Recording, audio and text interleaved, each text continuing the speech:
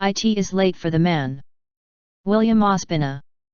Colombian writer, novelist, and critic born in the Herveo municipality of the department of Tolima. It is late for the man. What remains for man at the end of the millennium other than to rediscover the genuine sense of the sacred and the beautiful? What meaning does disease, death, nature, and free time have today, devoid of the depth of the mythical gaze? Is it how William writes smoothly in these 6 essays late for man? Introduction. Paul Valery wrote that the 2 dangers that threaten the world are order and disorder. This text revolves around the order and disorder of contemporary society. An idea runs through him, that perhaps the kingdom of man has come to an end. The civilization founded on human supremacy, on the idea of the superiority of our species, must give way to a more respectful order, more cordial with other creatures. He also wants to point out that man will only find the way to his own survival if he abdicates his arrogant throne and discreetly submits to the powers that truly rule life and sustain the universe. This return to the perception of the divine in the world may well be what is confusingly insinuated in the complex disorder of this end of the century. Perhaps in the terrible power of science, in the overwhelming influence of technology, and in that increasing indiscriminate hostility of man towards man that we call military industry and terrorism, it becomes manifest that the supremacy of the human has lost its justification, that we must find ways out of that naive arrogance, and that being something much greater than what we must save now, it is too late for man. From the first of these essays, The Romantics and the Future, written at the beginning of 1993, all the others have been born. William Ospina. It is quite evident that unless the colossal pace at which we are advancing is slowed, and we cannot expect it, or, which, fortunately, is more likely, that opposing forces of equivalent magnitude will oppose it, in the sense of religion or deep philosophy, with centrifugal irradiation opposed to this religious centripetal storm that drags us into the vortex of the merely human, the natural thing is that this chaotic tumult, left to itself, tends itself to evil, in some spirits to madness and in others to a reactivation of carnal lethargy. Thomas de Quincey, 1845. It was too late for man, but early, yet, for God. It was too late for man, but early still for God. Emily Dickinson. The Romantics and the Future. Bertrand Russell wrote that the highest moment of European Romanticism had not been a poem, nor a canvas, nor a symphony, but the death of Byron in Missolonghi, fighting for the freedom of Greece. I wanted to express with this that Romanticism was not a mere pictorial school, a poetic or musical movement, but a vital attitude, the spirit of human generations at the end of the 18th century and at the beginning of the 19th, a way of assuming the world and our presence it. As they move further away in time, the phenomena become more visible.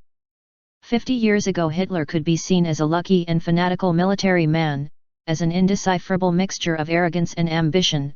Today we begin to see it both as a revival of the cyclical and terrible Germanic vocation to purify the world. Here too the sensitive idea of ending poverty by killing the poor sometimes arises, and as one of the wildest proofs that the nihilism announced to us by the prophets of the 19th century is already among us. Romanticism is more visible now. Not only as the highest moment of the Western spirit in recent centuries, but as the mainland where the effort of our time to find alternatives to the barbarism that grows on the planet could be sustained. By the end of the 18th century, intelligence efforts had blossomed into vigorous rational systems. French Enlightenment, English empiricism, and German rationalism had brought to their fullness the cult of reason, faith in human progress, and confidence in man's ability to understand the world and order it in his own way. From this rationalist luminosity all positivism that has ended up imposing itself on the West was nourished from now on. But the main tendency of positivism is to reduce the vast and complex universal reality to a utilitarian discourse that only accepts what is logically demonstrable, what can be calculated, measured, clearly explained at its origin, and which can be expressed in rational formulas. A universe thus reduced is sufficient for the purposes of this civilization, energized today by the blind force of big capital, and driven by profit as the only great general purpose of the species. If this attitude had been unanimously accepted by humanity, we could have little hope for the future. A world thus reduced to its most obvious manifestations and to its most useful mechanisms only promises the death of the human spirit. The loss of humanity in the orb of meaningless things, matter without transcendental meaning, the confusion of all values and the loss of all purposes. The desecrated universe we live in today, the one that journalism describes to us, the one that advertising sells us, the one that tourism offers us, that universe explored by science, manipulated by technology, transformed by industry, is gradually changing into a kingdom of rebel where all religion is superfluous, where all philosophy is superfluous, where all poetry is superfluous, a dizzying and evanescent world where everything is disposable, including human beings, where the innumerable possible meanings of everything are reduced to a single meaning, its usefulness. Thus, as is known, nature has become a bank of resources. Sources of energy the stars, sources of energy the waters, natural resources the forests, raw materials, all the indecipherable matter, the labor of human beings, as far as the eye can see and comprehension reaches, the orb that more sensible ages saw full of divinities, organized in myths, perpetrated in legends and celebrated in songs, it has become impoverished until it is only a labyrinth without a center, matter without an object and without a soul. Excluding all that is doubtful and confusing, the world trapped in the spider's web of reason, that great dogmatism that invalidates all discourses that do not conform to its logic of reduction and dissection, we begin to ask ourselves what are the great conquests that the era from positivism he has brought the species. If it is true that the rational kingdom of commodities we are freer than under the rule of the old gods and their old myths, if under the consumer society we are more opulent, if under the reign of technology we are more peaceful, if under the reign of reason we are more reasonable. From the faith in progress with which the 19th century intoxicated us, we have passed to a theory of development that precipitated some nations into imperialist arrogance and many others into subordination and passivity. We are no better than the men of old, but we have refined our barbarism. There was more innocence and more dignity in the advances of the hordes of Attila and the Tartars of Tamerlane, who measured their devastating journeys not by leagues but by degrees of longitude and latitude, than in the fields of living skeletons of the Third Reich and in their cyanide chambers. But the triumph of positivism and the scope of nihilism that follows it are not mere errors or whims of history. The fall of the Christian era and the collapse of the values on which humanity was sustained for centuries, the loss of a transcendental sense of history, the death of a religion, with its laws and ethics, cannot fail to plunge the world into an age of bewilderment emptiness. This is how T.S. Eliot has stated in this century the process that our culture has followed. Where is the life we have lost in living? Where is the wisdom that we have lost in knowledge? Where is the knowledge that we have lost in information? 20 centuries of human history. They draw us away from God and bring us closer to the dust. And so Nietzsche announced it in his clairvoyant and lonely cries. The desert is growing. Unfortunate is he who harbors deserts. Since the end of the 19th century, philosophy knew how to warn us, true to its possibilities, that dark times were approaching. The most uncomfortable of guests is already at the doors, Nietzsche also wrote. Nihilism is already here. Warned of this, we traveled our time waiting for the appearance of the terrible guest.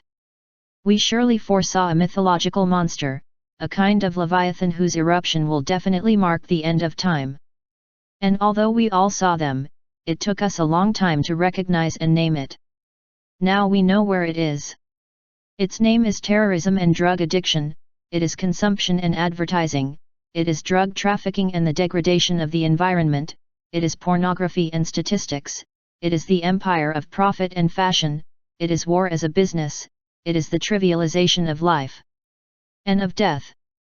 Marx announced that all things would become merchandise.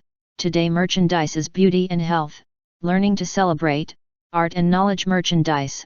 First they sold us earth and fire, today they sell us elemental water, and tomorrow we will have to pay for air, as the most suffocated already do on the corners of Tokyo and Mexico.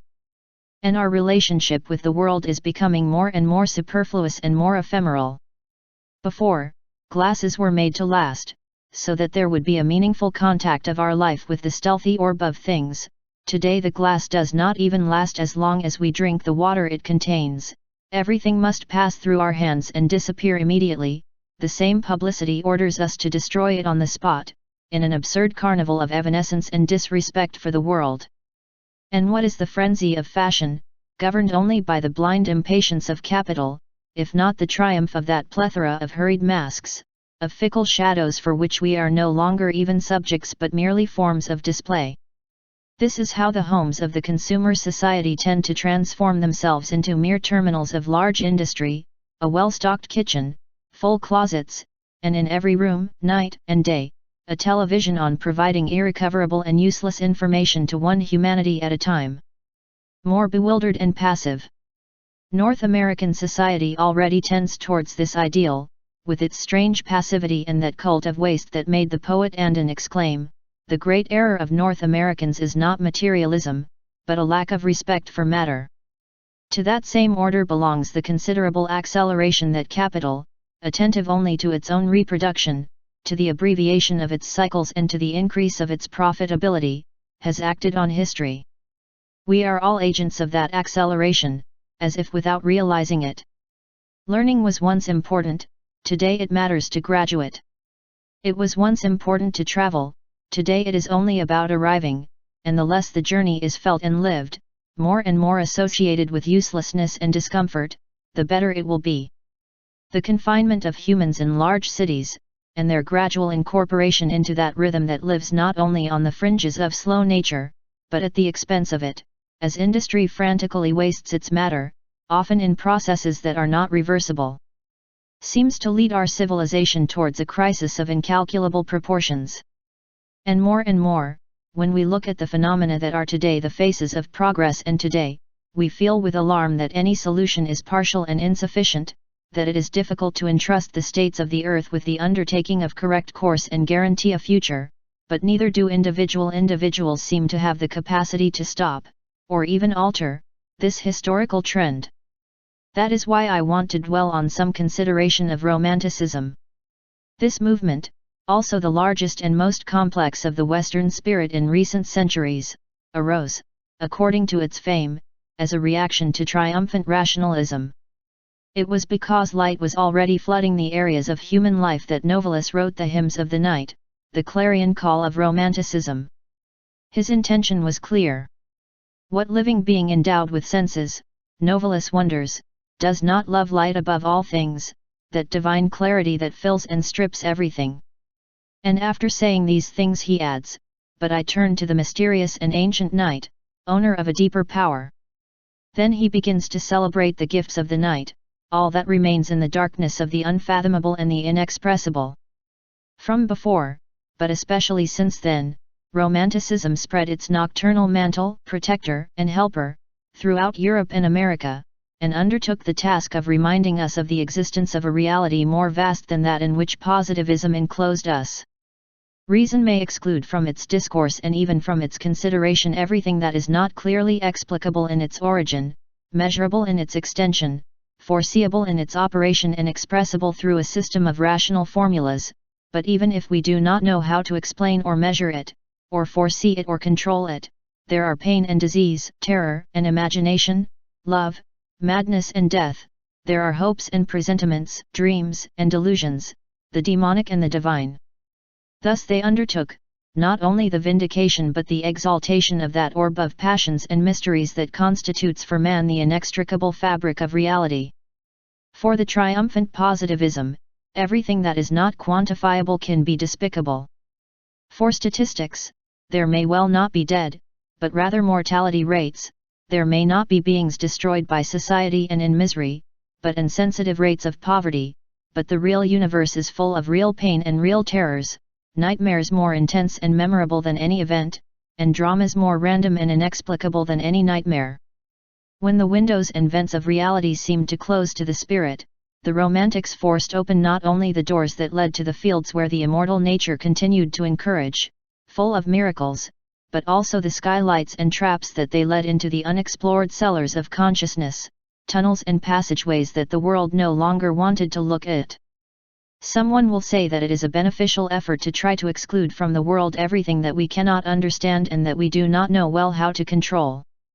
But the monsters do not disappear because we look away from them, and the claim of positivism to banish the dark, confused and inexplicable through the use of what philosophers call the praecisio mundi, the precision of the world, the adoption of a language that he ignores everything that he cannot reason, is equivalent to the pathetic exercise of a frightened child who, at night, in order not to see the darkness, makes the decision to close his eyes. Here is the triumph of rationalism, and here it does not consist in the realm of good sense, cordiality, and clarity, but in the overflow of passions, and we are almost tempted to say, the unleashing of demons. Behold, a lot of unknown forces lord it over history, and the sages who preached and professed reason drain their brains wondering where all the noise is coming from. If the fantastic Chinese figures were already under control, what the hell are these? And we think we hear the voice of Novalis, of that amazing and exquisite young man, who died at the age of 29, leaving the world full of perplexities, exclaiming since the end of the 18th century, that in the absence of the gods phantasms reign. Romanticism was not, of course, a system, nor did it obey a program. It emerged from that same dark background from which the great problems and great solutions of the species arise. It was a time of passion and exaltation, improvisation and rhythm. It was a wild whirlwind that lifted a multitude of fervent and brilliant young men to the greatest heights of inspiration and heroism, and then plunged them back into their confines of shadows. The portion of benevolent darkness that they snatched from heaven had to be paid at a very high price, and I do not know if humanity has been aware of that tribute that the romantic generations paid to it. No one has yet answered very well why they died so young, leaving none the less splendid works, more memorable and often larger than that of many men who reached maturity and old age. In France, England, and Germany, the very lands where reason had thrived, the voices, the music, the images and the forms of this new sensibility began to rise up, disturbed by a shock of transience and wonder, full of a sudden mysticism in the face of gravity and the enormity of nature, hunched over in nostalgia for more naive ages, more full of energy and faith. Keats raves in celebration of the lonely song of the nightingale in the night forests and hears in it the hymn of the immortality of the species, or stops to hear the silent voice of the dead ages, which weaves promises still in the marble friezes that line the ceremonial urns. Shelley uses the voice of the elements to call for rebellion and the renewal of the times. Wordsworth strives to fill the present with transcendental meaning and to mythologize the landscape. Byron transforms his entire life into a showy succession of passions and music. Victor Hugo builds his great verbal monuments. Gerard de Nerval reads in the signs of his time not only the evidence of great misery, the loneliness left in the spirit by the death of great dreams and the memory of having been in beautiful towers and mermaid caves, but also the passage of a prophetic wind that announces the return of a sacred order. Novalis alternates the vindication of darkness with the writing of a fragmentary encyclopedia, full of prophetic glimpses.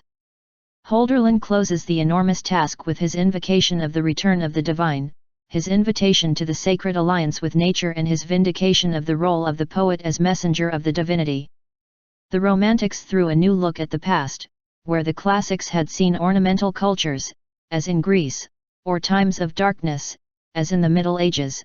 The Romantic generations discovered a treasure of unknown cultures, new aesthetic proposals, forgotten beauties and terrors. Winckelmann had rediscovered Greece. He had found that dark, turbulent orgiastic side that after culture he would call Dionysian. Hölderlin, his great disciple, proposed to the world a version of Greece where the gods were no longer, as Schiller thought, beautiful figures from the land of fables, but powers, states of the soul, truths and destinies. To gloss a verse by Ruben Dario, the Romantics understood that Greece, marble was judged and it was living flesh. And only because of that discovery Hölderlin could sense those future divinities that are the heart of his song. But it was primarily a matter of shaking the crust of reason and its skepticism. It was the time when the Brothers Grimm applied themselves to the recovery of that enormous medieval saga, the fairy tales, the spontaneous expression of the collective soul in an age of great spiritual conflicts. From a look at the incalculable wealth of the Middle Ages, with its heresies and its witches, with its castles and its kings, with its chivalric legends and its ideal ladies, with its covens and its mystics, with its libraries full of spectres and its knights full of devils, with its crusades and its liturgical songs, with its lusts and its Gothic cathedrals, with its Julian Hospitalario and its Francisco de Assis, with the crystalline skies of Dante and the penitential hells of the Holy Office. The imagination was nourished of romanticism. Everything was good to be recreated: Tristan and Isolde, Sigmund's broken sword, the greedy dragons of the north, Joan's dialogues with the voices of Domreme's forest, and those countless creatures, angels, witches, goblins, unicorns, elves, and sylphs, monsters, hydras, demons, naiads, nymphs, chimeras, spectres, gnomes, giants, and wisps. But these creatures, trivialized today by commerce, were treated by those men with astonishing intensity, for once they were believed, as beings and as feelings, as incarnations of terror or wonder. It is enough to read a story as beautiful as delicate as Ondina, by Frederick de la Montfort, or the Tales of Hoffmann, to feel that those things moved and terrified their authors, that they were not like today trivial conventions made for consumption by insensitive manufacturers. Few men so representative of Romanticism as the American Edgar Allan Poe, whose figure of drunk and hallucinated usually persists in memory. It is Borges who tells that when Poe was accused of imitating Hoffmann's tales, he replied, "The horror is not from Germany, it is from the soul." The same could have been said of Novalis of beauty, Beethoven of passion, William Turner of dazzling, Caspar David Friedrich of reverence, Whitman of enthusiasm, Hölderlin of divinity. Unlike the Surrealists, who seldom escaped a mere routine of commerce and rudeness, the Romantics profoundly marked their time, infected the crowds with their dreams and imaginations, were the soul of a world, and their influence long lasted in the mental habits and the sensibilities of the peoples. But the world advanced, or retreated, there were more arid regions. Today we can think that Romanticism was a time, but that it was above all an omen. We can compare it, following a line from Milton, with those first shoots of spring that are swept away by the last gusts of winter. The presentiment of the future silenced by the forces of tradition. But someone will ask, how can that age bent by nostalgia, drunk with old visions, an age that seemed to want to turn back at every moment, an insomniac and hyper-aesthetic age full of gloomy youths, fevers and nightmares resemble the future? What can something so dark in the Middle Ages promise for the future, so afflicted with ruins, so confused with phantasmagoria? Isn't it more like illness than health? Isn't it more like pessimism than hope? It is perhaps there where the main secret of Romanticism is found. There is no age in life where there is more crying and more fevers than in childhood, there is no age more agitated with terrors, more impressive and more credulous. And yet there is no vitality greater than yours. That credulity, which is a form of innocence, can be healthier than the skepticism and suspicion that characterize our time. Today it is necessary to believe only in the evidence, but that evidence is nothing more than an illusion.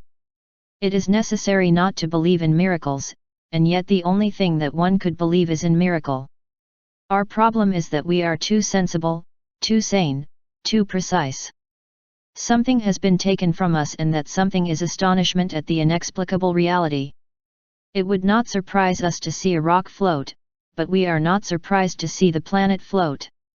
We would be concerned that a house would never end, but it does not seem to concern us that the universe goes on without end. It seems to us that a thing ceases to be mysterious by the fact that it is masked in mathematical formulas. And this reminds me of a reflection by Chesterton, against those who claim that the universe was miraculously created out of nothing. Modern scientific theory arises, which shows that it was not a sudden event but a slow and gradual process of evolution and complexity of the materie. And then Chesterton adds, and who thinks that a miracle ceases to be a miracle by the fact that it is deferred in time. The fundamental thing about romantics is not their themes but their attitude. That is why Bertrand Russell is right. Romanticism was a vital attitude, an age of dreams and ideals. Their men were not filled with the movement of the markets or current news, they had, as Ruben Dario would say, hunger for space and thirst for heaven, they yearned for eternity, and they were infinitely capable of dreaming, of believing, and of giving their lives to those dreams. Byron believed in freedom, and for that dream he died at the age of 36 in the Missolonghi swamps. Keats believed in beauty, he gave his life to that dream, and his verses are filled with that faith.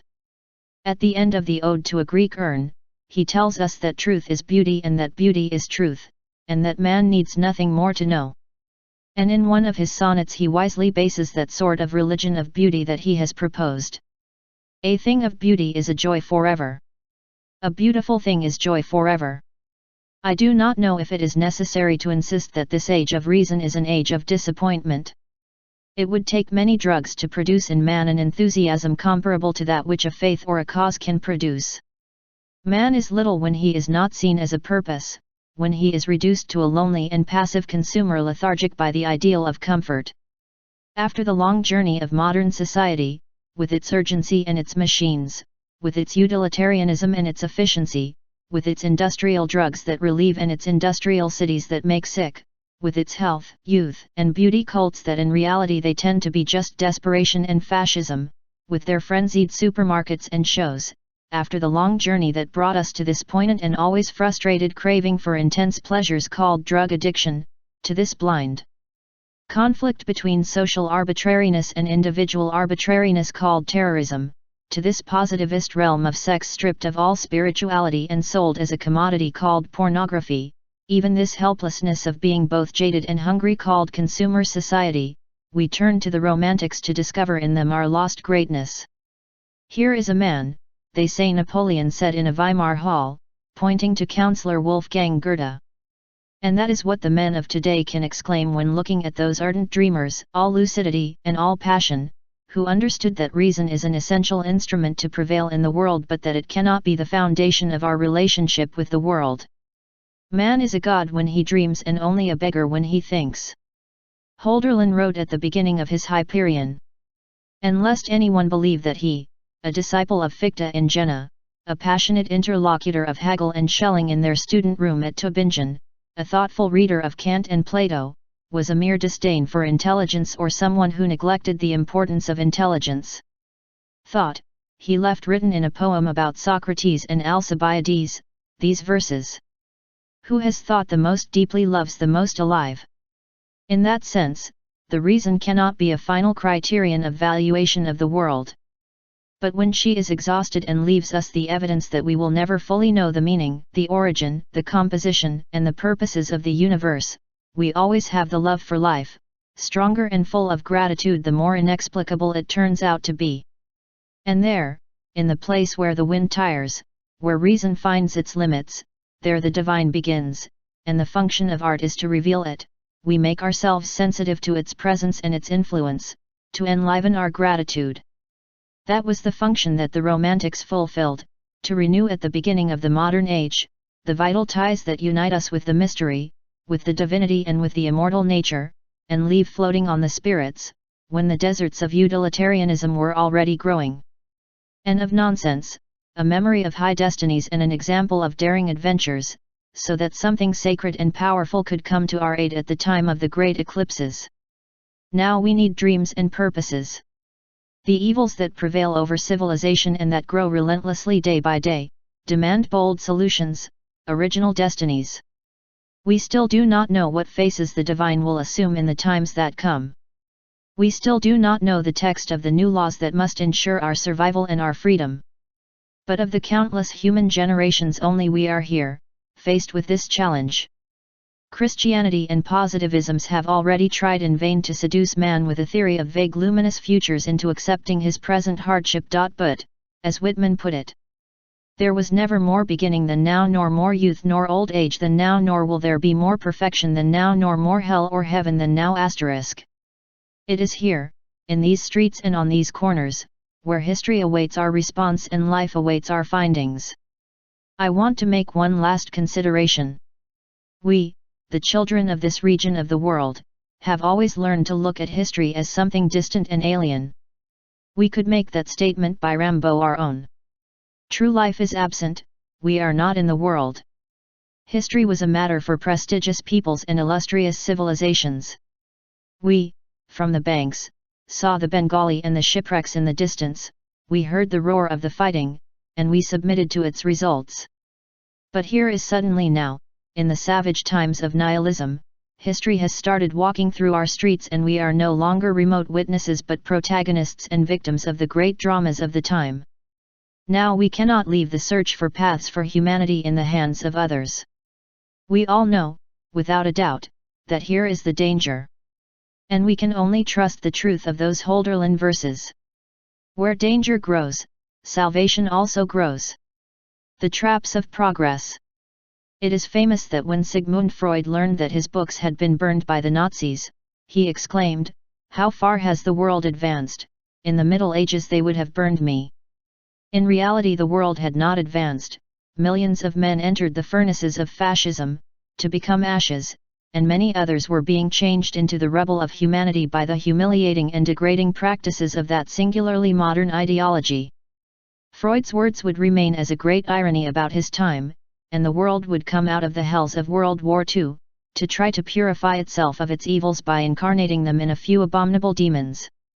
The 19th century, the good son of the Renaissance, the Enlightenment, and other rationalisms, had established progress as the great dogma of modern times.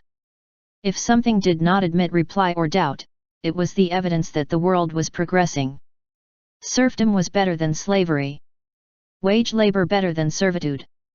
And at the bottom of these waning hardships the paradise of fraternal society was hinted at, the last step of a progress that had torn us from the animal condition to exalt ourselves in the superior species, administrator, like the Egyptian marbles, of the gifts of heaven, of the earth and the Nile. Humans were the superior creatures of nature, and once liberated by reason we could feel, as Hamlet had said, similar to angels and comparable to gods. It is true that there seemed to be a contradiction between the incessant character of that progress in the past and the expectation of a happy ending that would ultimately make it unnecessary. Once the ideal society is reached, where to progress? But happiness is not criticized. There was still too much misery in the world, and all those questions could be left for later. The idea of progress was the light of the 19th century. Fools and wise men believed in her. Hegel was their standard bearer. The cannons of the French Revolution had been their bugles. Science was in charge of opening and broadening their perspectives. The technique, to deepen it. The industry, to make it evident to everyone. Who could deny that so many things had never been discovered, so many invented, the world changed so much? Of course the idea was not new. There is no ideology that has not been postulated in history as the great conquest that surpasses and overwhelms all of the above. Christianity had overcome the impiety of the pagan cults, and the solitary objections of Julian the Apostate were of no avail. The Ghibelline dream of the great empire surpassed the dispersions and village straits of the Middle Ages. The Aristotelianism of Thomas Aquinas surpassed the spiritualism of Augustine. The age of discovery had broadened the horizon of man, and the discovery of America had completed the new idea of the world.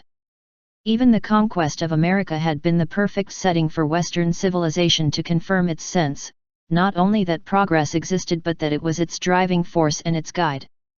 Progress and development was what civilized peoples brought to the good and bad savages of God's new lands. History, then, had nurtured those certainties, and the 18th century finished affirming them. For this reason, it does not stop sounding strange that in its whirlwinds of light certain dark clouds would sometimes rise. Contrasting with the optimism of the Enlightenment, which would be the faith of the Revolution, that phrase by Voltaire. We will leave the world as wicked and stupid as we found it when we arrived. The spirit of Swedenborg also contrasts who, after having been a cultist of science, an instrument of progress and its wars, drifted towards the timelessness of mysticism and towards the complex postulation of a universal ethic.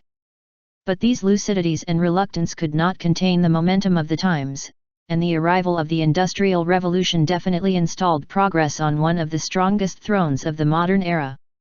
Even romantics like Victor Hugo believed in him and exalted him. Anyone who had suffered an offense of tradition could find his vindication and revenge in progress. Everything was going to change, nothing, fortunately it would be like before. It was Rimbaud who said, "You have to be absolutely modern." It is quite possible that he believed that his poetry was really that manifesto of modernity, that progress that left behind the vies enormites creves of the classics. But to think that there is progress in art, in music, in poetry, is simply one of the most widespread and most damaging errors of criticism. It is indeed sometimes believed that a work of art can be rejected for not being modern, as others think it can be rejected for being modern. But these attitudes move the aesthetic discussion to too unrealistic terrain. What makes a work valuable is not its timeliness but its timelessness, its ability to make sense to people from many cultures and from many different eras. If someone wrote today like Homer or Dante, it would have to be accepted and appreciated, since the aesthetic value of a work corresponds to its internal truth, to its organic coherence, and is not due to any external condition. Borges said well that the voluntarily modern settings of Apollinaire's poems already seem outdated to us, and instead the glimpses and feelings of Rilke, a man who never set out to be modern, continue to seem current, that is, eternal. There is no progress in art. Picasso's drawings are neither superior nor more advanced than those made on the walls by Altamira's guest. Molière is not superior to Sophocles nor Rodin to Phidias. Each work of art proposes its own ideal, establishes its own level of excellence, and does not refute or surpass other works. This is not only reasonable but fair. To suggest that we humans of the 20th century better perceive the beauty of the world, we better grasp its strangeness and necessarily celebrate it better than humans of other times, is almost like postulating that the roses of New York are better than the roses of Persepolis. It is postulating a cosmic discrimination, a kind of growing bliss at the expense of the past. The theory of evolution is one of the causes of this idea.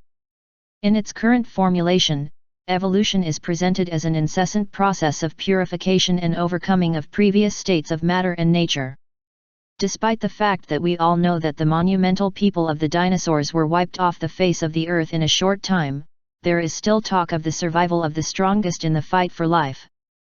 But what the theory seems to suggest is that all those previous states of nature and life are something like failed attempts in the search for that perfection that today the human species believes to embody. The truth is that for centuries our religions and our philosophies played the game that we were a kind of scale astral travelers on the planet. Unlike the stones, we had senses. Unlike the plants, we had autonomous movement. Unlike the beasts, we had intelligence, language. Unlike the wild, obviously animal tribes, we had souls. All our effort consisted for centuries in differentiating ourselves from the world, and that allowed us to act as magical foreigners, far removed from the apes whom we resembled so much, quite akin to angels, who are not very similar to us. Therefore, when we began to accept that we belonged to the earth, the main concern seemed to have been to explain why we were different and better, and evolution emerged as the perfect formula for accepting our origins, confirming our supremacy. Any difference supposed a superiority in favor of the human. The ant could be more industrious and far-sighted than man, but man was superior because he was stronger and bigger.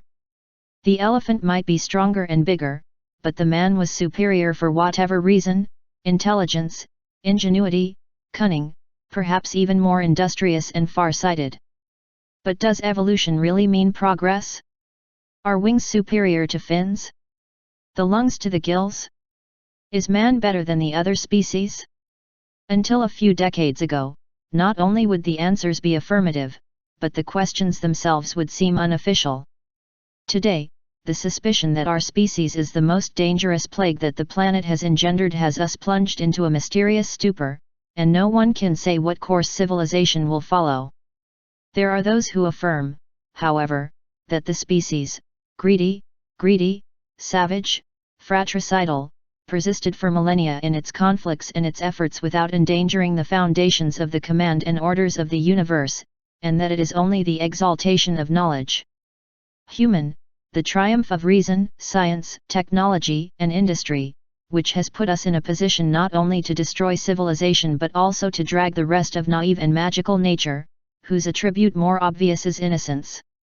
Running like fallow deer over it, the earth surpasses, digging its entrails like moles, plunging like fish into the depths, soaring like birds the planetary air, reaching like no other creature beyond the atmosphere.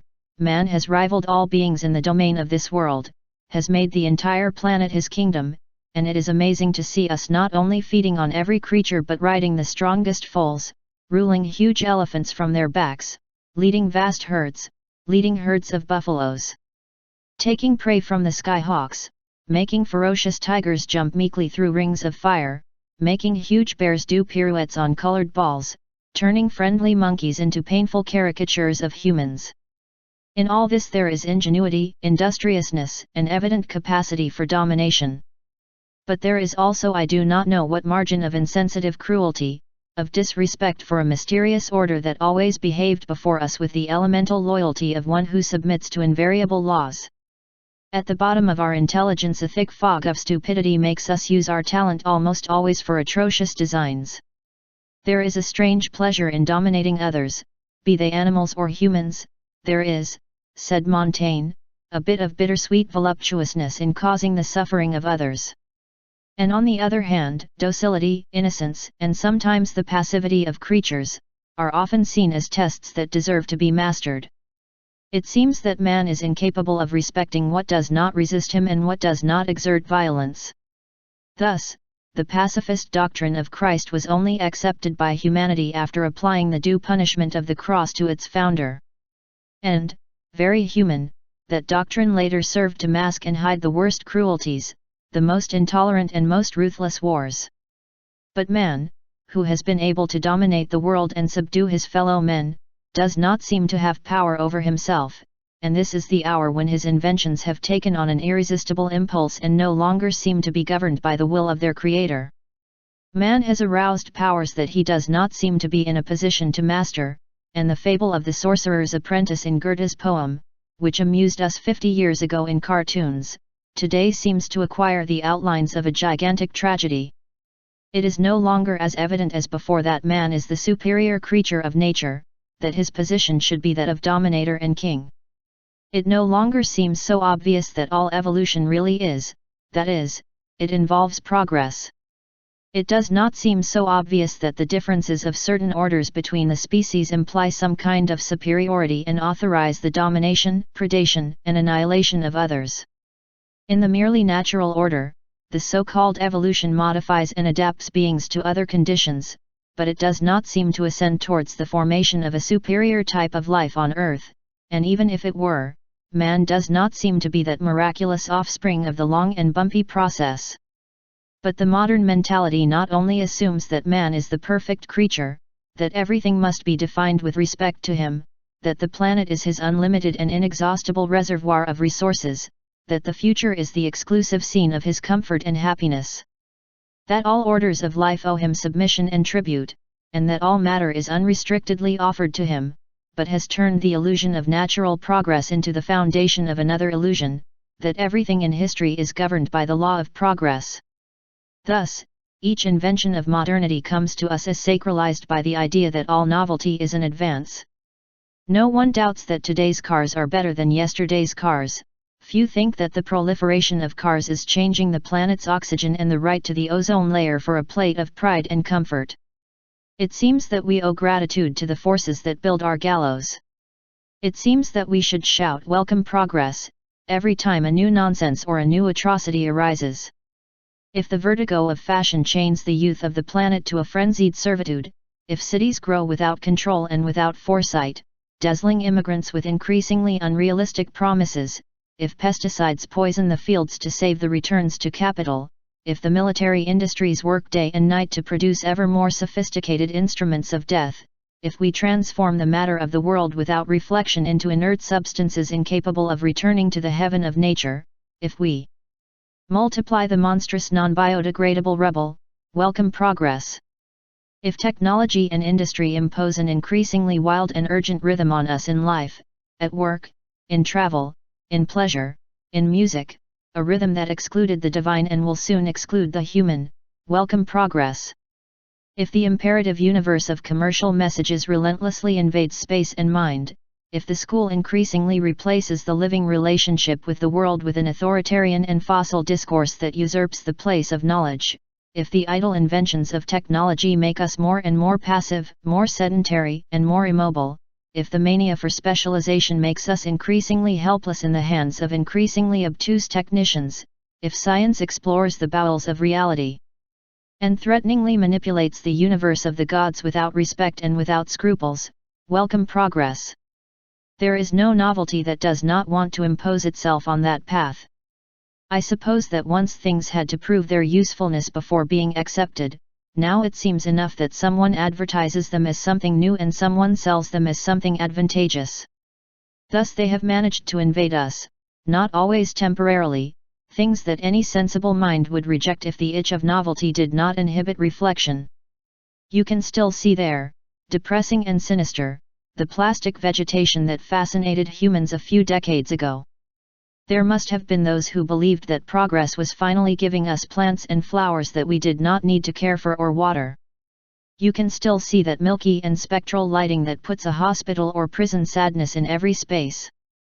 The diversity of peoples and cultures tends to be erased by the rise of an international culture of jeans and t-shirts and chewing gum, of homogeneous commercial spots, of massive planetary shows, of identical news, rich and curious traditions, complex and meaningful costumes, drinks, legends, a profuse and deep universe rooted in 1,000 different ways in the nurturing land are replaced every day by a single expression, almost always evanescent and trivial. Like warlords, capital takes pleasure in erasing differences and unifying men.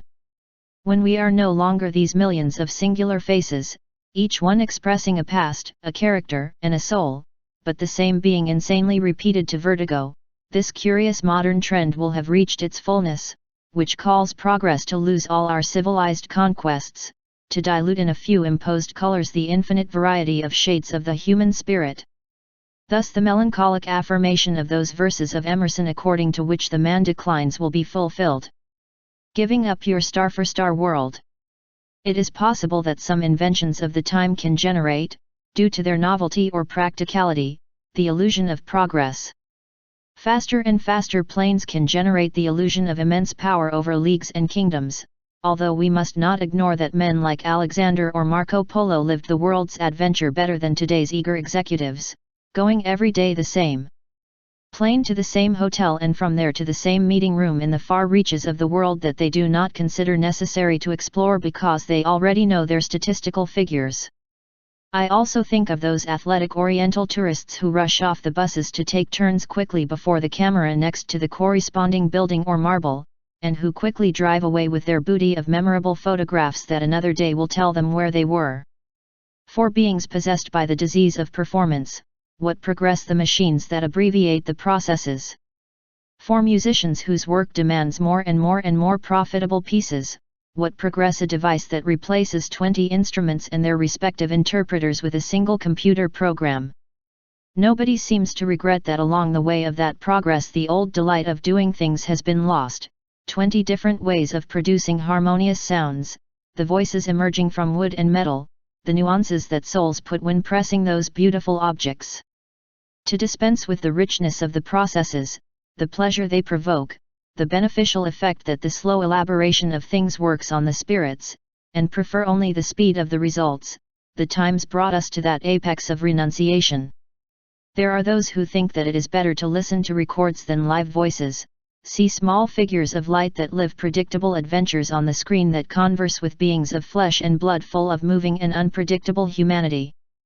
But the ridicule of the modern idea of progress is best exposed in certain seemingly minute details. In the boom of things that save physical and mental effort, in the rise of a culture of waste that invests the effort of thousands of beings in things whose function is to last an instant, things that seem marked by the duty of immediate expiration, things whose use cannot be repeated.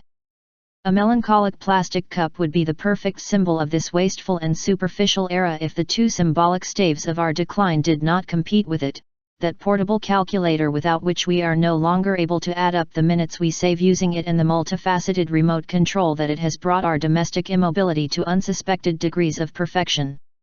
If progress necessarily existed, the world would not have come from the century of Hadrian to the century of Hitler, from the universal mind of Francis of Assisi to those monstrous tables with elephant feet that are exhibited in certain decoration stores, from genocides. From Genghis Khan to the Pol Pot genocides. Advancing and retreating in capricious and unruly waves seems to have been the destiny of the human species, strangely detached from the natural order to establish itself without major titles as mistress of the world and arbiter and executioner of the species. But this idea that progress is something evident and necessary above all stuns us to think about the possibility of some real progress, that is, the result of effort and not of inertia, of foresight and not of fatality. Until very recently, the division of the world into developed nations and developing nations made evident the idea of a linear advance that, mediating sufficient effort and sufficient self-denial, would lead our barbarian nations to the splendor of industrialization, of opulence and culture. Today the expression developing could be more of a threat than a promise, but the sad truth is that the world is one and the seeds of catastrophe are well distributed. The general monotony of the life scheme of rich societies, with its only options for work and consumption, drugs and superstition, passivity and spectacle, has its correlate in the prostration of the crowds in poor societies, with their growing indigence, their excluded majorities, their rise in crime and violence. Each planetary phenomenon has at least two faces. In the north it is called waste and in the south it is called destitution. In the north it is called drug addiction and in the south it is called drug trafficking. In the north it can be called military industry and in the south it can be called guerrilla warfare. But at least it is already evident that there are not two worlds, much less three, but only one, and that any effort to solve the problems of some without thinking about the problems of others will only be stupid or malicious. If the picture that we see today on our planet is the expression of the progress announced by the geese of the 19th century, it would have to be said that the world has already progressed too much, and that any deviation or any regression seems preferable to continuing to enter those dark kingdoms. What seems to await us in the future may exceed the already pessimistic forecasts of science fiction. The mafia of Stanislaw Lem's officials, the cosmic desecration of the Bradbury expeditions, the almighty corporations and the shadowy proletariat of Frederik Pohl are few things, next to what the planetary mafias promise: the nuclear energy street market, the proliferation of radioactive waste and the teratological cellars of genetic engineering. Can mere lucidity, already on the threshold of the new millennium, stop the unbridled race of the foals of progress? Perhaps it would not be impossible if humanity realized that behind the seductions of publicity, the provisions of industry, the wonders of science, the refinements of specialization, and the wonders of technology, there lies something insensitive and monstrous, that flattering the man, preaching his comfort and his supremacy, spurs him to his ruin. But styles that are too besieged by temptations, too absorbed in those screens, too stunned by facts and things, too haunted by necessity or the desire to possess, and meanwhile, faithful to the world they must keep pace with, the clocks are ticking more and more quickly. The singing of the sirens. Like Buddha's father, contemporary society seems bent on preventing its children from learning that sickness, old age, and death exist. At least in the West there is a kind of religion of health, youth, beauty, and life that contrasts with the increasingly harmful nature of industry, increasingly deadly science and economics. The main instrument of this cult is advertising, which daily sells us an idea of the world from which all negative, dangerous, or disturbing elements of reality tend to be excluded. Beautiful, athletic and happy young people populate that universe of paper and light where no one suffers tragedies that cannot be solved by the right product, where no one ever gets old if he uses the right cream, where no one gets fat if he drinks the drink he should, where no one is alone if he buys the recommended perfumes or cigarettes or cars, where no one dies if he consumes well. This curious paradise of well-being and beauty and comfort, perhaps has no parallel in the history of religions, which always derived part of their power to remind man of his limitations and the pathetic of his destiny. But I dare to think that even the most despotic and undesirable religions endeavored to save mankind, were sincere even in their errors and deviations, and instead, this opulent contemporary religion is nothing more than the infinitely seductive mask of a power. Inhuman, who ostentatiously despises man and the world, and does not even know it. This strange power has discovered what Schopenhauer discovered, that the destiny of man is nothing more than a chain of appetites that are always renewed, a longing that never finds its final satiety, an eternal turning on the wheel of necessity and on the illusion of satisfying her. But this discovery, which can lead a philosopher to propose the absolute valuation of the moment, the joy of the ephemeral, and the exaltation of desire that always begins again like the Sea of Valerie, has led the industry to take advantage of that human condition for the heinous designs of a blind and sordid accumulation. The values that humanity exalted for centuries as ideal or especially pleasant forms of its existence, youth, health, beauty, vigor, end up being used as lures to induce men to an increasingly artificial and unjustified consumption.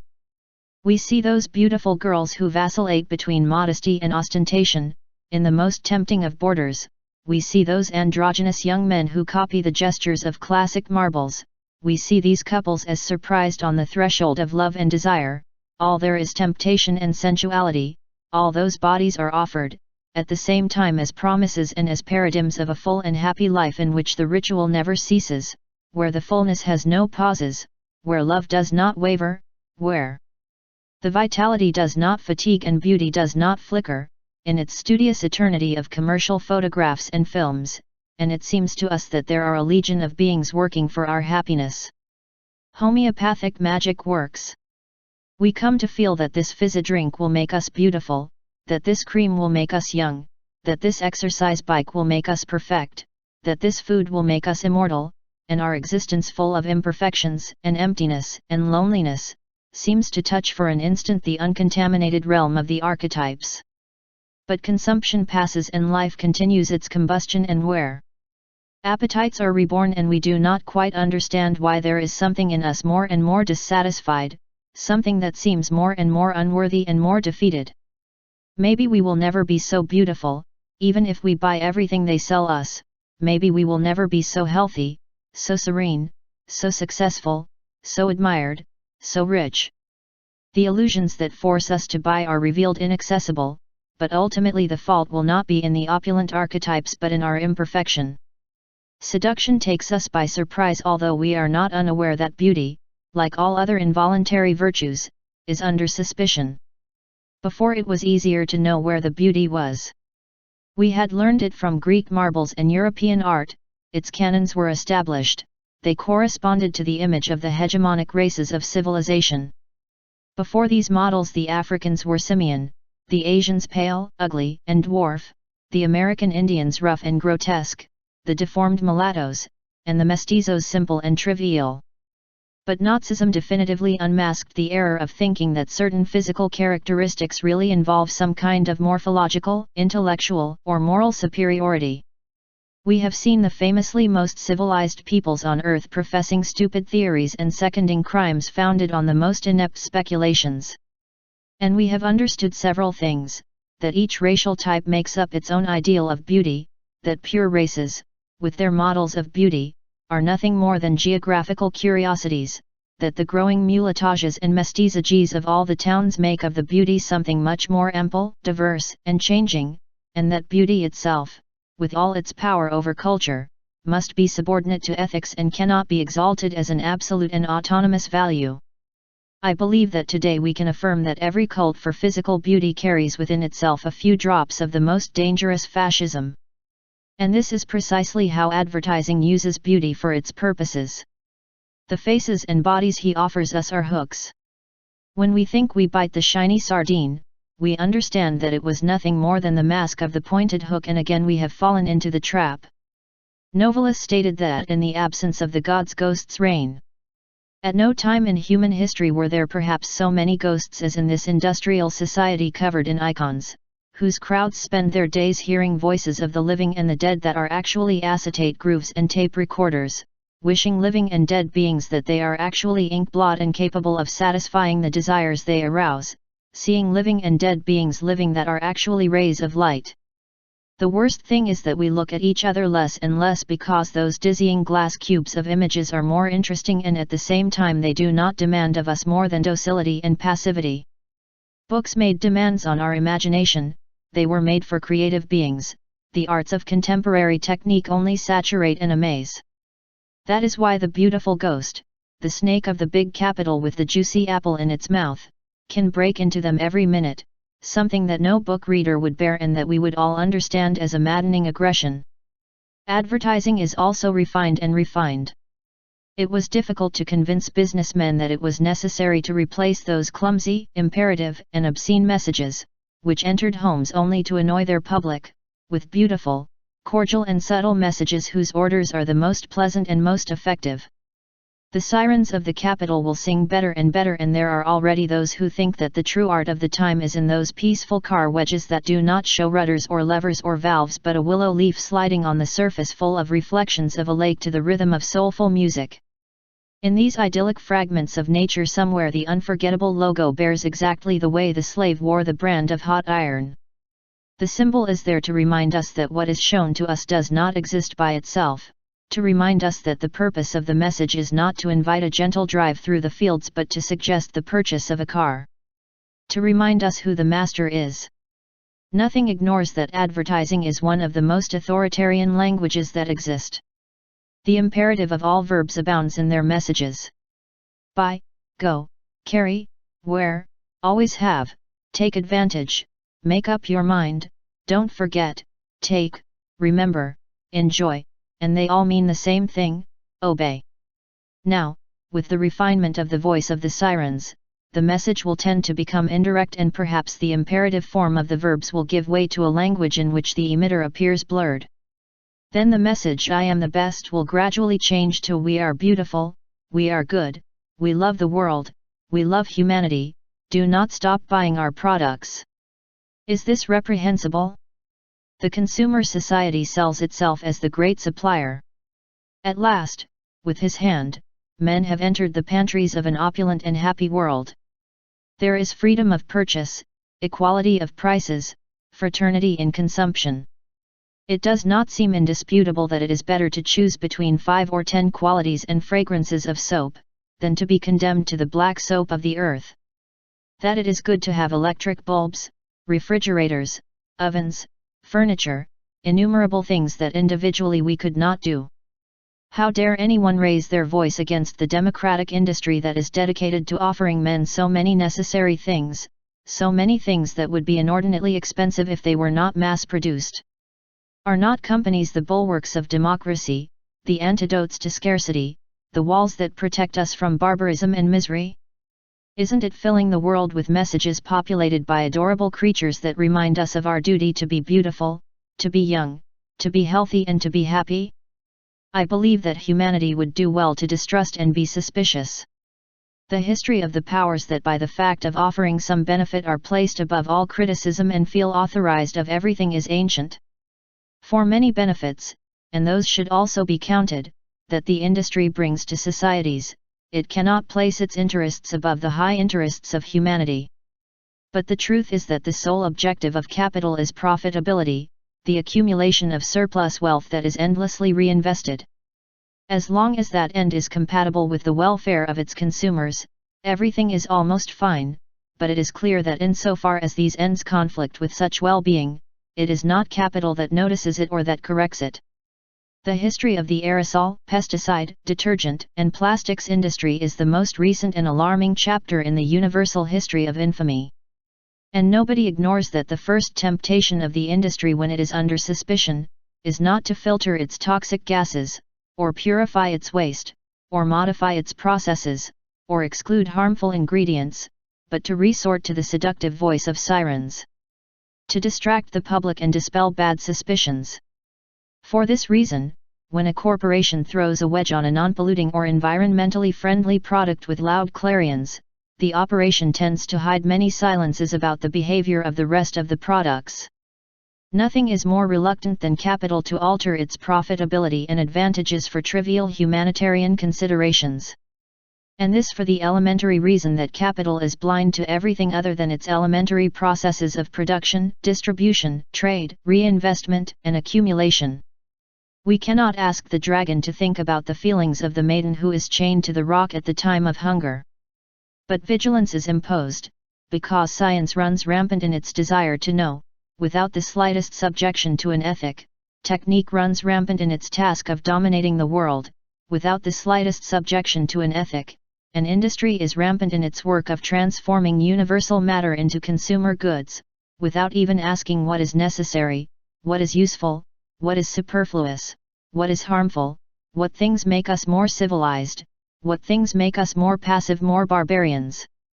It is enough that they can be advertised or sold for machines to wake up producing, televisions to wake up announcing, and supermarkets to wake up selling, in a wasteful, thoughtless, and frantic carnival. As if, with the dreams dead, only the appetites remained. As if only what has been conceived and produced by human technique is desirable and reliable. That is why we already distrust the nice traditional system and want to make humanoids in genetics laboratories and even in electromechanical workshops.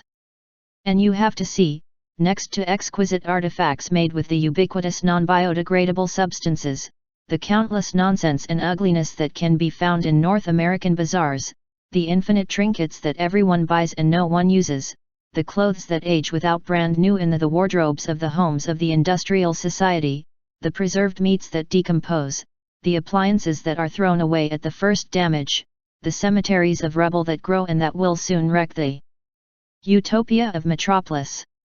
Docilely, advertising announces everything, applauds everything, and makes effective use of the countless and sometimes astonishing resources of communication techniques. With its ability to seduce and condition human behavior, it has been invading human spaces, suggests or imposes products and brands, dictates fashion, creates celebrities, traces styles and social behaviors. Today, when not appearing in the press or on television is equivalent to not existing, that cult of the image and of success seems to turn the true life of all into a second-rate reality and to the simulacra of advertising, like the simulacra of the journalism, in the only respectable reality. The messages no longer require arguments. The techniques of seduction only demand to pleasantly affect the senses and produce in the public the intense feeling that their needs will be satisfied by the product in question. It was inevitable that, in this way, even the most serious and momentous things would end up being trivialized into mere images of seduction. There is no place on the planet where politics does not resort to advertising to sell the image of its candidates. What should they promise? Let the opinion polls say so. Should they show character, or rather familiarity and sympathy? It depends on who you have to compete with. A picture is worth 1,000 words, he says, so it is better to publish convincing photographs and do without words and commitments as much as possible. It was on publicity, before anything else, that Adolf Hitler ascended to power in Germany and that his nationalist and revengeful discourse spread among his people. This should be enough to arouse suspicion about this seemingly neutral technique. An instrument that serves equally to impose perfumes and tyrannies, should require all vigilance and arouse cautious suspicion.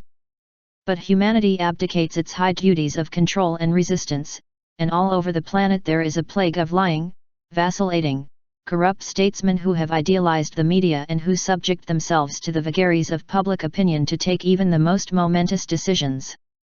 There is no publicist who does not think that selling a candidate is substantially the same as selling a car or a soda.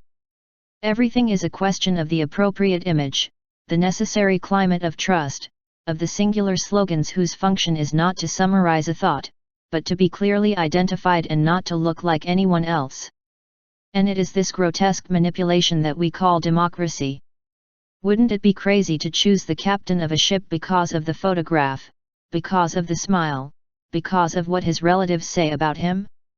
Yet more and more, we are leaving serious issues in the hands of the least skilled opportunists, as we no longer demand programs or ideas or commitments but alluring images and smiles of success. All in all, the worst evil we can attribute to industrial society and its sirens. It is the contrast between the fantasy universe that they sell us and the growing prostration of the crowds who cannot buy it. Like all heaven, this one had to engender hell, and hell are now the garbage dumps of industry and consumption, where those who lack everything, those who have neither beauty, nor health, nor youth, nor success, no fortune, for whom the hegemonic discourse of the affluent and happy society would be a sad joke were it not for the fact that it increasingly subjects them to the pressures of an obscenely inaccessible ideal. It is easy to find them already, in the garbage dumps, or in the ruthless streets, or in the dilapidated suburbs of what is called the developed world, but above all they grow up in the monstrous cities of what they call the third world with science fiction jargon. It is understood that if success and even dignity depend today on the capacity to consume, these beings are equated by the prevailing ideology to mere waste of humanity. The pleasant paradise seems to be self-sufficient and is sustained by all those who, docile to temptation, strive to locate themselves in the respectable zone of consumption. Cars, furniture, appliances, credit cards, prepaid insurance, and annual vacations confer upon those who selflessly attain them the comforting condition of human beings, free from the egregious suspicion of failure. Because failure is the domain of the dying century, and it is only measured in terms of exclusion from the consumer paradise. We can be cruel, mean, disloyal, indifferent to human suffering, selfish, greedy, discourteous, ethically deplorable. No one will notice in these hardships the failure of their existence. But the failure to acquire and to be able to maintain the rhythm of the impatient greed of capitalism, is equivalent to losing the place in the order of the world. For whoever falls into this confused flock of losers, there will be no mercy, no solidarity, no cordiality, no justice. We, the inhabitants of this third or last world, do not need the slightest mental effort to know what the hell of the opulent consumer society, of the smooth and radiant industrial society consists of. It is enough for us to go outside. The children of poverty pass with their dirty blankets on their shoulders. They come from the garbage dumps or they go to them. We can imagine the landscapes of apocalypse where their lives pass. Fetid horizons shadowed by the flight of carrion birds, mountains of waste, the detritus of civilization, the final fruit of optimism and human progress turned into the kingdom of the last men. They pass, then, before our custom. They come from misery and go towards it, and as they pass they remind us, through an ironic work of the gods of justice, of everything that advertising tried to make us ignore or forget. That there is disease, that there is old age, that there is death, and that the superb towers of our civilization are built on foundations corroded by insensitivity. So we feel that there, where the perfumes are no longer, but their broken bottles, where the music is no longer but their dilapidated devices, where the fashion is no longer but their scraps of waste, there, among the indestructible plastics and next to the dirty and sparkling streams, perhaps the true world and the true future are announced. Then we almost understand the pathetic desperation with which the new fascists, those who do not even dare to show their faces, go out at night to murder the homeless under bridges, to try to erase in a stupid way, drunk with barbaric ineptitude, the evidence of the present disorder, to try to convince himself that it is the wretched who are responsible for the misery.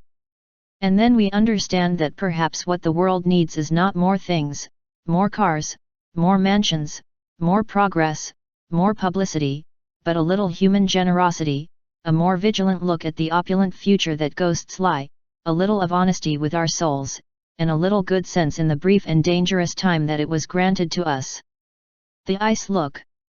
It is difficult to remain emperor before a doctor, says Hadrian at the beginning of Yourcenar's novel, and it is also difficult to preserve the quality of man. Reading those words, I once thought I understood the secret fear that they inspired in me, not only the doctors, but the scope of their work. The tense silence of the waiting rooms, the desolate peace of the hospitals, the terrible miracle of the operating rooms. It is possible that the fear that these things instill is due to the patient and inexorable death that lurks behind them and that will show its face one day, but it is also possible that this fear is born of themselves. In reality, few things reduce man so much to helplessness and impotence as the power of physicians.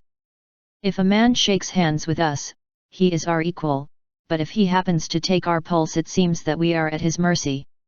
Almost no human knowledge grants its possessor as much power over others as this ancient and prestigious knowledge that we call medicine.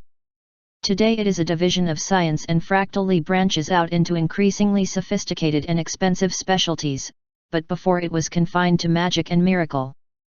For centuries its worshippers were demigods like Empedocles, gods like Aesculapius, sages like Celsus, ultrawise like Paracelsus, demiurges, sorcerers, shamans, miracle workers, and thaumaturges. They had been given the most beautiful of virtues, the virtue of healing, of snatching mortal flesh from the arms of death and returning it unscathed to the miracle of the world. They deserved all gratitude and all veneration. In addition, they alternated the tonics of their science with the medicines of hope, they subordinated themselves to other mysteries, they did not pretend to have lifted the veil of Maya, to be masters of an unappealable and absolute knowledge. They were sacred beings who served a sometimes rational, sometimes magical role in an enchanted world. In that very remote world where faith moved mountains, where naivety believed in miracles and often did them. Those magical powers were attributes of some beings, but the truth is that common people participated in a certain basic primordial knowledge.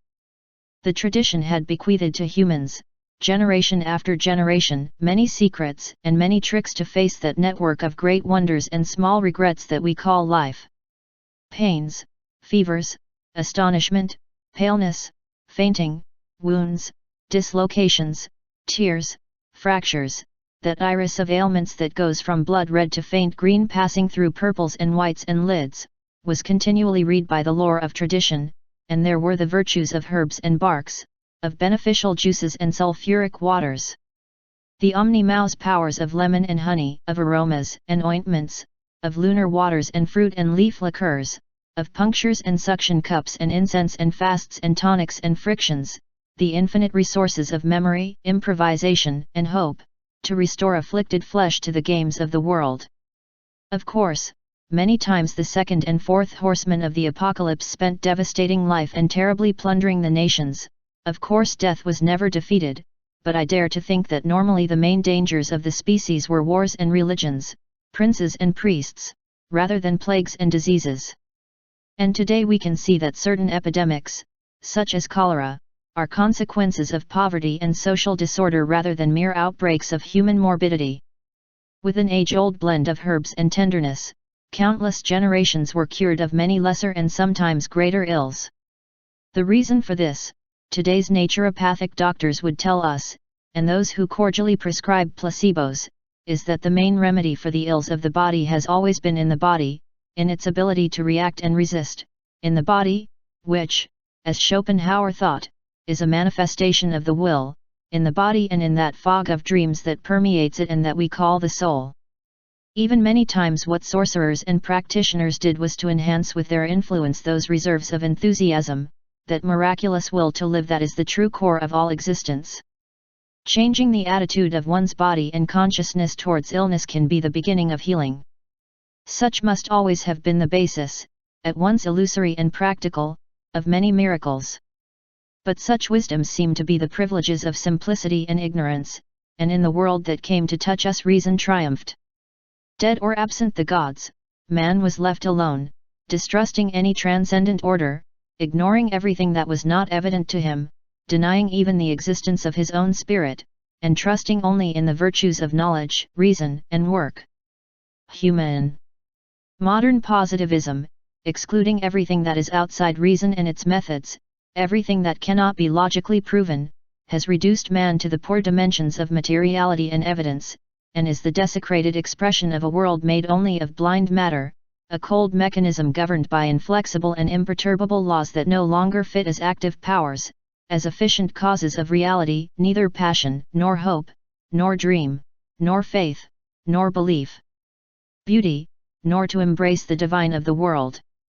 Something like this had happened, very briefly, in the last days of the Roman Empire. Flaubert wrote that in those times, the pagan gods dead and Christ not yet triumphant, man was alone in a world without transcendental meaning. Such was Hadrian's century. For this reason, when Yourcenar writes about that emperor, he seems to be talking about our time, since we too live in a time when the gods are absent, when the very sense of the divine has been lost. And that is why Hadrian's doctors are no longer priests or augurs, magicians or thaumaturges. These wise men are not capable of seeing in a human being the complex fabric of functions and dreams, of languages and inventions that constitute it, but rather physicists who only see a sad amalgam of lymph and blood. Faced with that gaze that has reduced reality to the functional and the obvious, in the face of the terrible gaze of positivism, it is difficult to continue being an emperor, and it is also difficult to preserve the quality of man. Hardly anyone in our time has preserved it. Under the cold, dispassionate, impartial gaze of science, we are only mortal flesh altered by disease or already trapped by the inexorable jaws. It matters little that the doctor is more or less cordial, more or less compassionate. The mental universe to which he belongs is that of fatal atoms, and in that kingdom there is no room for the magic of hope, nor the mountains of faith, nor the miracle disorders. I remember Yuri Gagarin astonishingly declaring that he had gone out into outer space and verified that God was not there. That is how Marxist positivism wanted to dissolve forever the illusion of divinity, as if the spectacle of the starships were necessary, as if we did not know that the pontiffs of positivism and their writers have not been able to notice the divine in the world either. If we want to know what man is for positivism, it is enough to look at the bacteriological tests, the liver pictures, the glycemic curves, the electrocardiograms. The words are as terrible as what they describe, the electroencephalograms. There is no longer in us but the quantifiable matter, the measurable space, the helpless tissue of cells, the vertiginous abyss of atoms, identical to the vertiginous abyss of the stars where the naive and obedient cosmonaut could not see God. Nothing seems to remain in us of the sacred fire that blazes in the words of Buddha or Christ, none of the powerful myths that were once our substance. A calcium scheme covered in tissues and liquids, a structure of processes and functions where everything inexplicable is silenced. We believed that the universe was a magical chorus of stars proclaiming, as Dante thought, the love that moves them, but the wise men have come to tell us that it is nothing more than an abyss of loneliness and vertigo, that senseless infinity whose silence terrified Pascal. We believed that the world was an orb of powers and gods, a tragic garden for beauty and song, but someone has come to tell us that there is only blind matter without a soul, that there is no divinity in the woods nor sacredness in the waters, that everything that advanced in beauty like Byron's night can be transformed into rubbish and rubble, that the mark of the unfathomable gods has been erased from things and that now only the mark of the industry can be in them, the greedy logos that took over the mystery of the world. We had repeated with Hamlet, what a masterpiece man is. How noble for his reason. How infinite in faculties. How expressive and wonderful in its form and movement. In his actions, how resembling an angel. In his intelligence, how like a god.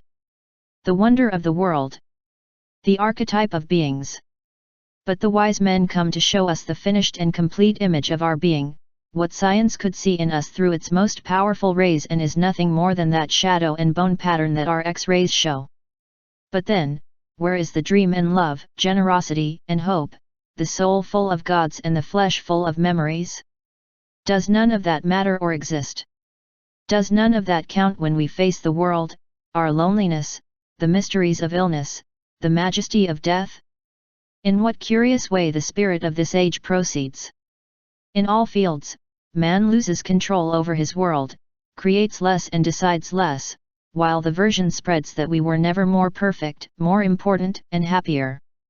At the time that the sermon of supremacy, the gospel of comfort, the exaltation of the human being in the ultimate end of all evolutions and all progress is preached to us, what we see is the progressive loss of the space of each human being. Now the only trips are the prefabricated and conventional tourism itineraries. There is no longer a thing of reality that does not tend to become merchandise. We are no longer even the protagonists of our own lives. He who wants to know what happened yesterday does not question his personal memory but the news and newspapers. Above the anonymity, loneliness, and undervaluation of millions and millions of unique beings, as mysterious and deadly as anyone, floats an artificial cloud of celebrities manufactured by industry, by advertising, and journalism, to lavish their anecdotes and sell them as spectacles. And of that group of successful faces that is sold to us without end, politicians and statesmen are part. We must also choose them by the wedge, by the profile and the smile. But of all the orders of the reality we beat in retreat. Where the Renaissance left us with the illusion of universal men, interested in earth and water, air and fire, curious about the infinite diversity of creatures, forms, disciplines. Now comes the severe throng of the specialists, and each one proceeds to expel us from their plot. The refined modern world does not tolerate vain speculators on all things. Those who want to survive, compete in their science, make it profitable, must continually circumscribe their field, and know more and more about less and less things. What we did not imagine is that this curious process of eviction of man from everything that previously gave meaning to his life, that process by which capital expels us from all the places that were our kingdom for free to make us pay for everything. For love, for friendship, for the world, for the stars, for the water and the air, would lead us to the alarming and extreme case, that of being expelled from ourselves and from all knowledge about our own substance. Science declared illegitimate and unsubstantiated all the knowledge that tradition had bequeathed to us about our body, confined it to the territory of superstition, and became the sole owner of valid knowledge about health and disease, about life and death. Having accomplished this task, came the technification of the diagnostic mechanisms. Where once basic knowledge of physiology was sufficient to identify a common dysfunction or condition, more sophisticated equipment and more refined procedures became necessary. Are the diagnoses really more accurate? Possibly, but what is certain is that they are more expensive. And who is not willing to invest in certainties when it comes to the most important thing, health? Didn't Schopenhauer write that happiness is health? Everything must be, therefore, subordinate to its obtaining or its conservation. And curiously, it matters little that more than half of human beings are fatally excluded from the enjoyment of these benefits that are proclaimed indispensable, due to poverty, in an absolute way. However, there are already sensible doctors who affirm that this complex apparatus of tests and analyses and techniques does not always supply the wisdom of a good doctor of those who know how to look at the body as an organic, interdependent, and sensitive whole, in which the fear and enthusiasm and hope. There are already sensible beings who suspect that it is not always wisdom that dictates these refinements, but the greed of capital that has found in the afflictions of the flesh another of its many fields of action, an immense market. If health is the most precious thing, why should it be cheap? If the human can pay tribute, and does it with pleasure for the hands of Hippocrates, how can he deprive himself of it? Sinister clouds hang over this once venerable field too. No one is unaware that health is already a commodity. That not only are diagnostic mechanisms expensive, but that pharmaceutical laboratories are vast industrial emporiums, capitalist companies as interested in profit as the others, companies even interested in expanding and increasing consumption. Is it not claimed that the Alka-Seltzer producers obtained a not inconsiderable doubling of their sales through the ingenious device of advertising not one but two effervescent tablets in the same glass of water? Whether or not it happened, the fact is perfectly possible. And we must not forget either that the virtuous pharmaceutical industries are often dependencies of large companies producing insecticides and other chemical pests. The angels of good have unexpected horns of gold. The old alchemy also knows how to distill its poisons. I remember that Ernesto Cardenal, in one of his poems derived from the teaching of Ezra Pound, says that there are companies that today sell themselves as the jealous guardians of man's salvation, and that at other times they have been less gentle, like a certain producer of condoms that also made another synthetic substance, napalm. The most important thing is that we no longer know very well where the friends of mankind are. The industry, so generous at times in pleasant and useful things, is completely blind of heart when it comes to making its decisions. It does good and evil with the same astonishing intensity, because the only thing that governs it is the mysterious desire of capital that, like cancer, only knows how to grow and proliferate at the expense of the organism that nourishes it. Already ignorant and unaware of our own body, already at the mercy of technicians and industry, history did not want us to see the process of our alienation stop there. What can happen when man remains defenseless in the hands of knowledge and technology, when the possibility of survival becomes, thanks to progress, something so onerous that it ends up being unthinkable? At that point the serpent of modernity seemed to have bitten its own tail, to have created a vicious cycle of need and helplessness in bewildered humanity, ancient heir to the curse of pain and death. At the time of the illness, no one was the owner of knowledge, but the costs of knowledge made it inaccessible. Thus we reach the perfection of the system, which consists of every human being paying from the beginning and forever for the health that they plan to enjoy in the world. Everyone, sick or healthy, must pay month by month in the universal coffers of knowledge that one day it will snatch them from the greedy jaws of death while saving them from ruin, since those increasingly expensive and specialized doctors, those diagnoses more and more technical and exhaustive, those more and more aseptic and prodigious operating rooms, those hospitals, more and more comfortable and expensive, and those priceless medicines, would cost a lot of money or a lifetime mortgaged to creditors. For this, it is important that man be continually aware of his fragility and vulnerability. It is good that sudden revelations of possible evils lurk in the pages of magazines, that disease is always suspended like the famous sword on the neck of mortals, and that they depend on their prepaid insurance card as before they depended on divine mercy. But while disease must be a continual and insidious threat, the truth is that it should never come. Not because the industry especially values men's health, but because continued health is a condition for productivity. Thus, the disease is abominable only because it paralyzes the payroll. No one should get sick, as their work awaits them, and it is also aggressive for an employee to get sick on work days taking 2 long weeks of vacation a year. This zeal to prevent the arrival of the disease is evident in those advertising spots that always start by saying, at the first symptom of a cold or flu, take this or that. Thus, the disease is continually being rejected or postponed, and erected as the supreme expression of the abnormal and the undesirable. But maybe there are some things that could be said in favor of the disease. Not only that it is more normal than what this sick civilization pretends, not only that denying it, drowning it, and fleeing from it is not the best way to face it, but it is part of the mysterious sky of life and usually teaches us things that health does not could. From the outset, if health is time for the world, illness may well be time for man, for introspection, recollection, turning to the mysteries of the body, about its relationship with the natural universe. The habit of doctors to keep the secret of the evil they recognize and cure, to prescribe substances that we must consume in the silence of complicit and submissive ignorance, makes us live far from our own body and from some of its most disturbing manifestations. Why does modern civilization want us to live behind our deepest certainties? Why does the certainty of death have no place in the order of our world? Why is disease handled in that double condition of continuous danger and continuous confinement, as a threatening state that must never come and against which the army of medicine and its industries stand up without end? One of the answers is that it is somehow true that the truth sets us free. The certainty of death is so difficult to bear that for more than 2,000 years we prefer to dream of the risk of an eternity of suffering rather than admit the possibility of death.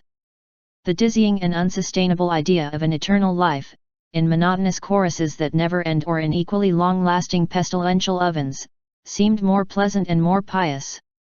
But also in our melancholic age of triviality and rubbish, of positivism and health by quotas, of soulless matter and of rapid progress towards the worse, also in this age the wise have been able to show us that, without detriment to the gifts of life, of its splendor and its ineffable miracles, death can also be a blessing for man.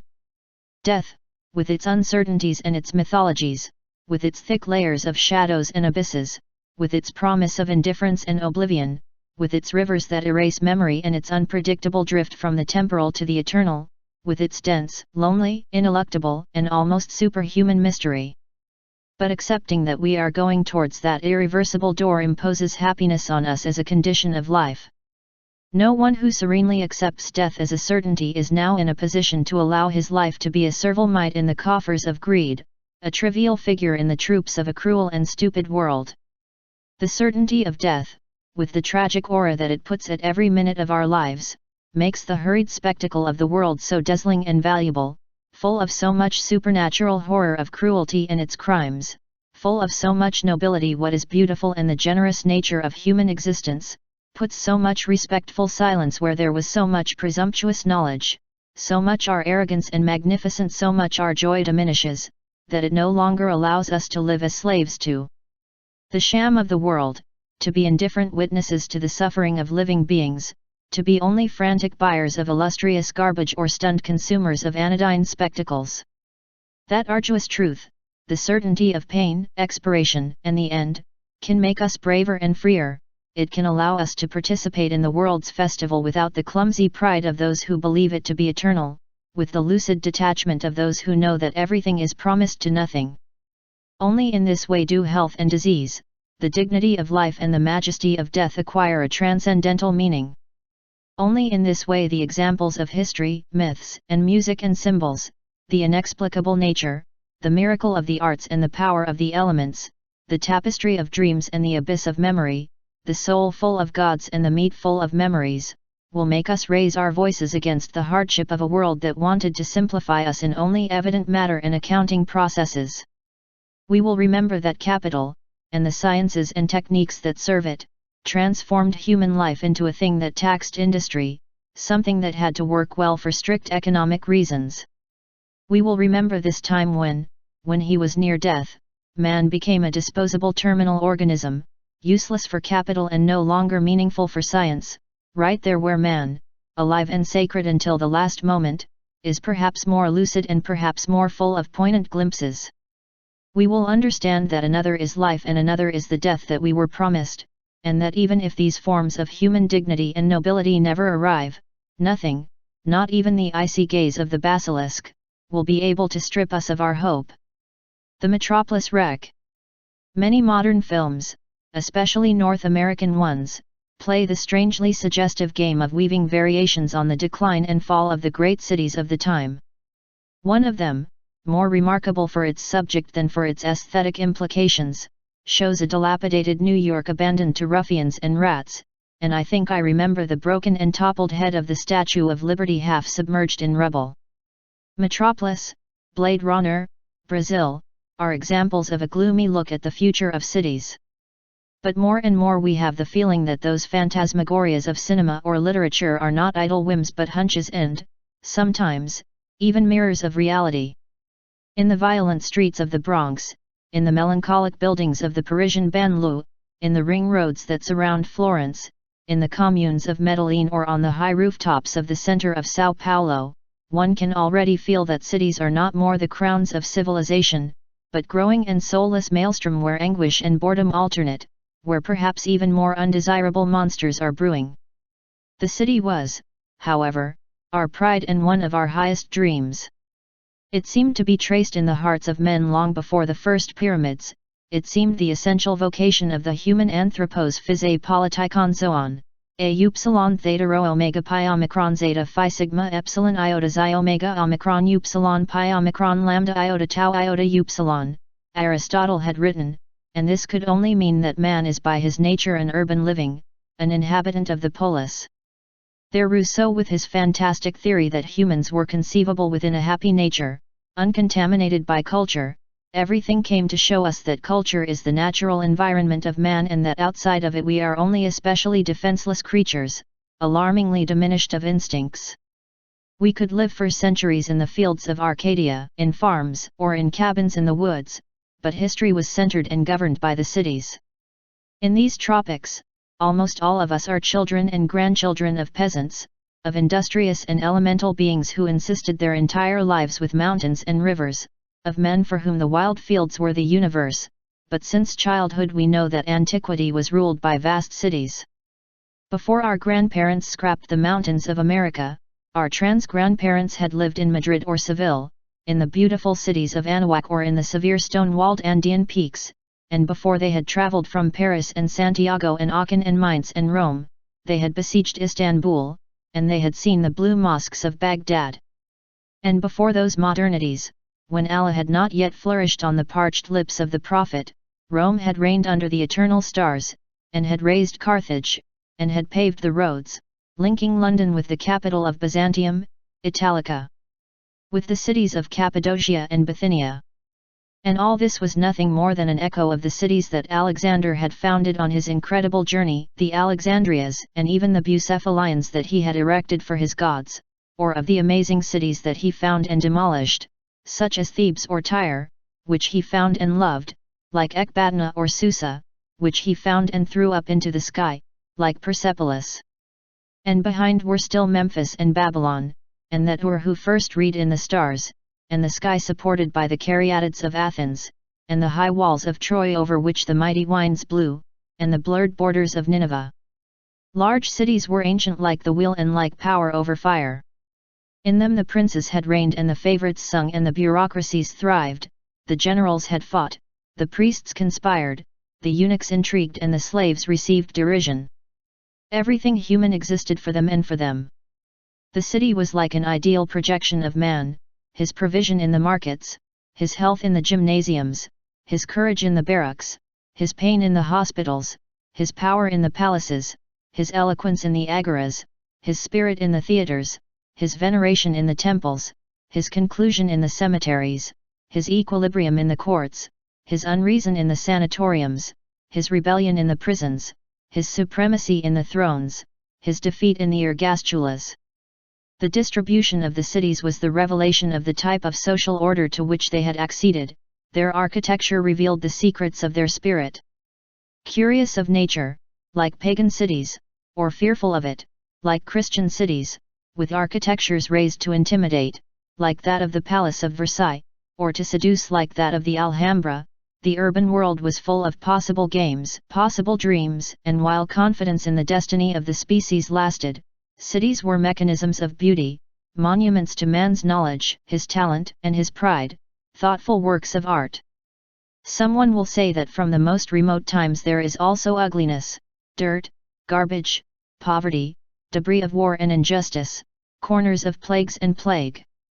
It does not seem to be denied, but before the 18th century the world was wide and diverse, it belonged more to men, and even slaves had a certain margin of uniqueness. Caught by pirates in Mediterranean waters and sold into slavery on Crete, Diogenes the Cynic not only got his auctioneer to let him trumpet himself, but spent the entire afternoon asking passers-by who was sensible enough to buy himself a master. It is fame that it found a buyer. The city was the great dream of the species, and the different utopias in knowing how to please human dissatisfaction wove fantastic cities governed by philosophers or angels, ordered according to the algebras of reason or the imperatives of divinity. The city of God, the city of the philosopher king, the Spartan city of the warrior, the fabulous cities of Marco Polo, the fantastic Babylon of Voltaire, the ideal Rome of Piranesi, the city leapt from reality to fantasy. There was no wise man who did not dream of a perfect city, subject to an evident or tacit divinity, an Athens consecrated to knowledge, a Jupiterian Rome consecrated to power and law, a Venusian Lutetia consecrated to the pleasure and love, an Apollonian Florence consecrated to the arts, a Sybaris consecrated to the art of living, a Sodom consecrated to voluptuousness, a Baghdad or an Alexandria consecrated to knowledge, Jajas of abundance, Capuas of delight, buried Atlantis of the centuries of gold. But it seems that from a certain moment the cities of the imagination began to darken, not only to resemble the worst of the real cities but to magnify it especially.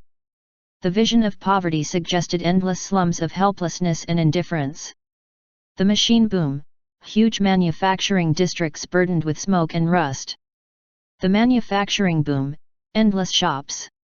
In that disappearance of splendid fantasies, the loss of faith of men in the possibilities of the city and also the death or flight of the divinities that were its center and its spirit was encrypted. Suddenly we were thrown into what is now called the Royal City. It is in Baudelaire's poems, it is a teeming metropolis tyrannized by work and boredom, where the spirit must take refuge in the artificial paradises of absinthe and opium. It is in Dickens' novels, where lonely and abused human beings survive the adversity of a world that is both populous and empty. It is in Balzac's novels, where bourgeois society eats and works and amuses itself, already stripped of all idealism, moved by the sole force of profit. It is in Dostoevsky and Henry James, and it advances in shadow towards ruthless urban mechanisms in which man is a foreigner and is forever lost, the city of stories and novels by Franz Kafka. With the arrival of our century, the city seemed to reach its limit.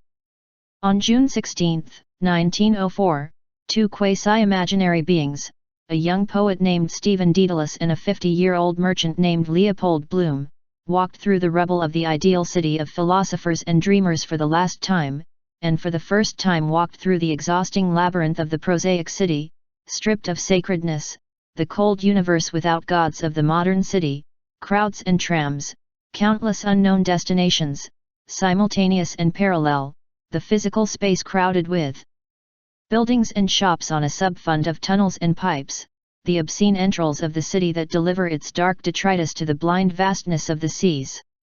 At that moment the process of what is usually called modernity was consummated.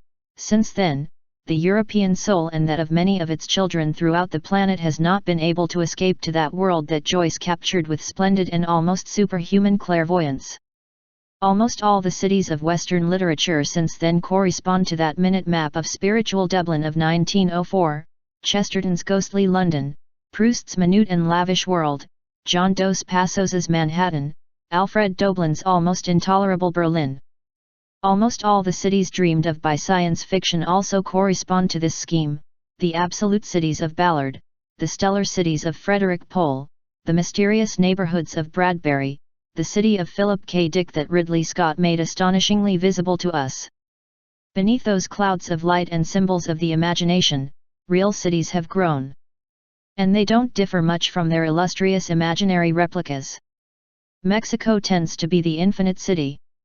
London and Los Angeles spread out at night like phosphorescent patches on the earth, the towering towers of Manhattan, Chicago, and Sao Paulo invade the sky, Lagos and Buenos Aires spread out at the mouth of their huge rivers, the miserable neighborhoods, full of uncertainty and violence, they shock the daily life of Rio de Janeiro and Bogotá, and nowhere do the ills of the city seem to stop growing with them, already stripped of its magical aura, already converted into a chaos of violence and noise. It is true that many European cities and that some American cities still retain a certain balance that is the result of centuries of slow growth, foresight, discipline, pedagogy of coexistence and emphasis on civic ethics. It is true that even in Paris and Boston car drivers do not attack pedestrians aggressively. It is true that in many cities there is an elementary respect for the norms of coexistence in a motley world. It is true that on the other hand, the confused Latin American cities seem to show all the disadvantages of urban life and none of its secular virtues. It is true that the inhabitants of Vienna and Madrid survive better than the trapped inhabitants of the cities of Latin America. But the reason is that Mexico, Buenos Aires, Sao Paulo, Caracas, and Bogotá have grown to their disproportionate proportions of today in little more than half a century. They have seen their population multiply by 10 or 20 in that period. They did not always reach to adapt their colonial streets to the invasion of the noisy and fast machines that civilization brought us, and they have been the first and pathetic victims of that desperate and urgent thing that the wise men call progress, and of which nobody seems to be dissatisfied in the hegemonic capitals of the world. But there is already so much worship for matter that there is no space left for the spirit. There is already so much information that there is little space for knowledge, and yet so much knowledge that there was no room for wisdom. In such a hurry, we forget where we were going. With so much work, we forget that we were working for a better life. With so much consumption we forget that it was important to be something and to be someone. With so much passivity and so much spectacle we forget that it was the ability to create that made us human. The last will be the first. These nations, which last received the legacy and imperative of Western civilization, will never reach the fullness that Europe, or a European elite, experienced in the 18th century, but they are already the first to suffer from the disorders and evils that caused it. The very idea of the city was kept in its bosom, and the evils with which history was enriching it. What is it that has made our cities grow so enormously? It is true that the general population growth has caused that today there are almost as many living beings as there were all since the beginning of history. Arguably, the number of the living and the number of the dead of all ages have balanced, creating an astonishing equation that will never cease to be exhilarating for hunters of symbols and augurs of modernity. But humanity could still very well be spread over the surface of the continents, cultivating the land in a reasonable way, taking care not to plunder or prey on the sacred universe that is the very condition of our existence. The species could be organized into semi-rural communities, educated, industrious, cultivators of ethics and aesthetics, respectful of nature, vigorous, effectively healthy, free from prejudice and austere, in which the greatest imaginable cultural diversity could flourish, and even take advantage of the beneficial possibilities of science and technology, and the planet would not even feel that there are humans on it. But everything has fallen into the hands of forces that have no interest in preserving the planet, that cannot be moved by the deterioration of human and natural life, that cannot feel the sacred and divine in the world for the sad and powerful reason that they cannot even feel. They are the immense corporations that today govern everything, heirs of the arrogance of warriors, of the arrogance of pontiffs, of the selfishness of monarchs. Their goal is only one: to turn the world and hopefully the universe into an immense market, and human beings, including their own alienated administrators, into destitute producers who no longer even own their own arms, their own minutes, and in passive consumers of all things. These active and ungovernable forces that produce and accumulate, need a concentrated and available humanity on which to exert their influence and to which to provide. While power was in the hands of warriors, kings, or pontiffs, humanity could be scattered, divided into nations or tribes hostile to each other. But as masters are unified across the planet, subjects are also being unified, diversity becomes a hindrance, and cities become symbols that offer crowds the lure of happiness, comfort, a prosperous and secure life. That is why cities, in their old communal, intellectual, and artistic sense, disappear alike from reality and dreams, and are being replaced by the city of supermarkets and cars, of mass shows, newspapers and television, of prepaid insurance and incessant banks and credit cards. Where there is abundance and the schemes of democracy work, that model may work for some time. A humanity stripped of all initiative will base its existence on the duty to integrate itself into the massive rituals of work and consumption. It will obediently pay its fees, it will improve its car every year, it will pay its home to the end. You will enjoy the health insurance that saves you unceasingly from the ruin of an ever more costly disease.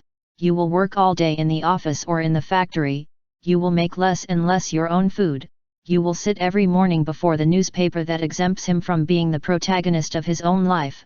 He will sit every night in front of the television that fills endless hours that would be dangerously empty. He will watch television in all his free hours, or he will go out to compulsively buy in the incessant shops, taking advantage of all offers that give you the feeling of doing a good deal even though you don't need the product, and you will go on vacation to repeat a ritual that nothing teaches or transforms anymore. And these things he will call, with more or less enthusiasm, his happiness. But the same scheme projected on the other societies of the planet will produce different effects. The cities of the so-called Third World also radiate their dreams of happiness. They offer immigrants harassed by dispossession, by rural violence, by poverty, the hope of work, of security, of prosperity. In the city there are progress, factories, supermarkets, warehouses, medical care at all hours, ATMs, celebrities, the cinema, the great shows, the real life. Who wants to remain in the poverty of the small plots, in their dark and helpless nights where pain is all-powerful, where insecurity is total, where nature, as Hegel thought, is infinitely repetitive and tedious? The city is action, speed, animation, company. The city is cheerful, modern, full of seductions, fashions, and adventures. In its corners can await wealth, love, surprise, the sudden possibility of a different life.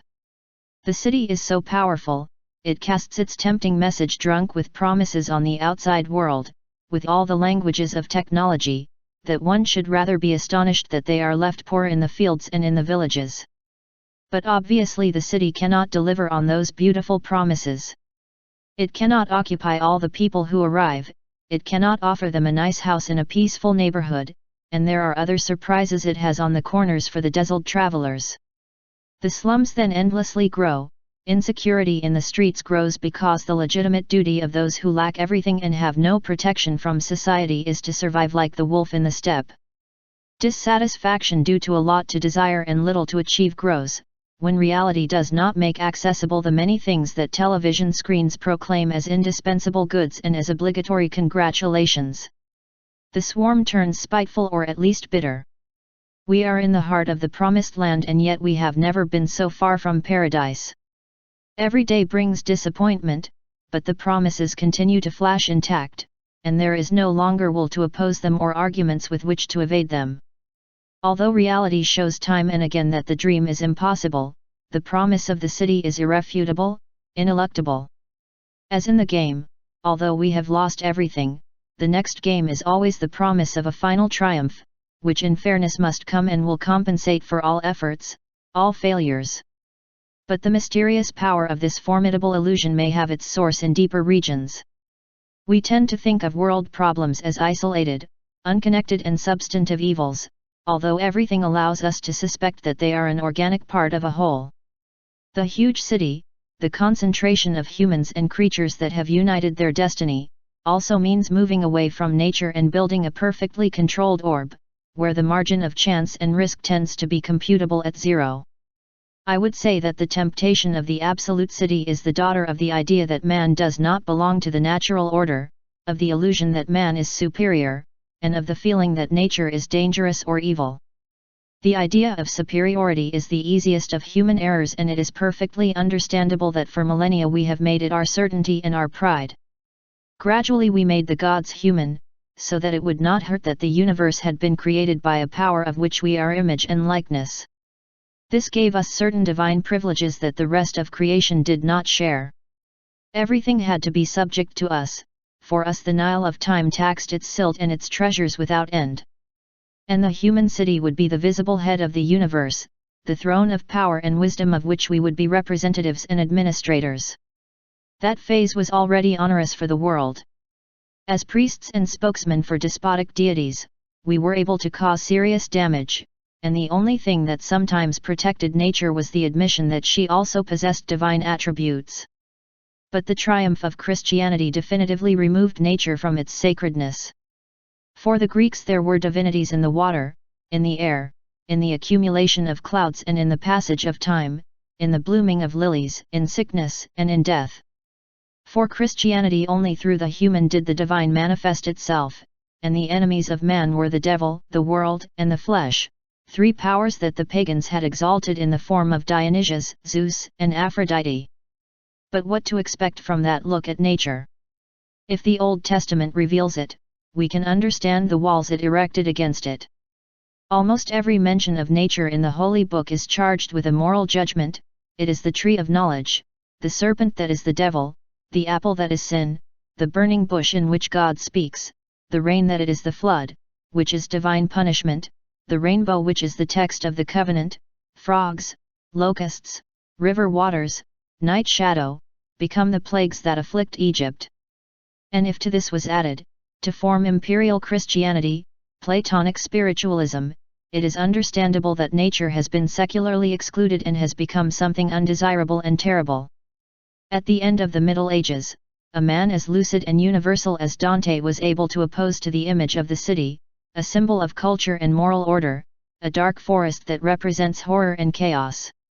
I would say that everything in Christianity, except the inexplicable and inspired figure of Francis of Assisi, was hostile to nature, and served as the foundation of an exclusive civilization, and an arrogant anthropocentrism in which, however, the most primitive ones did not fit.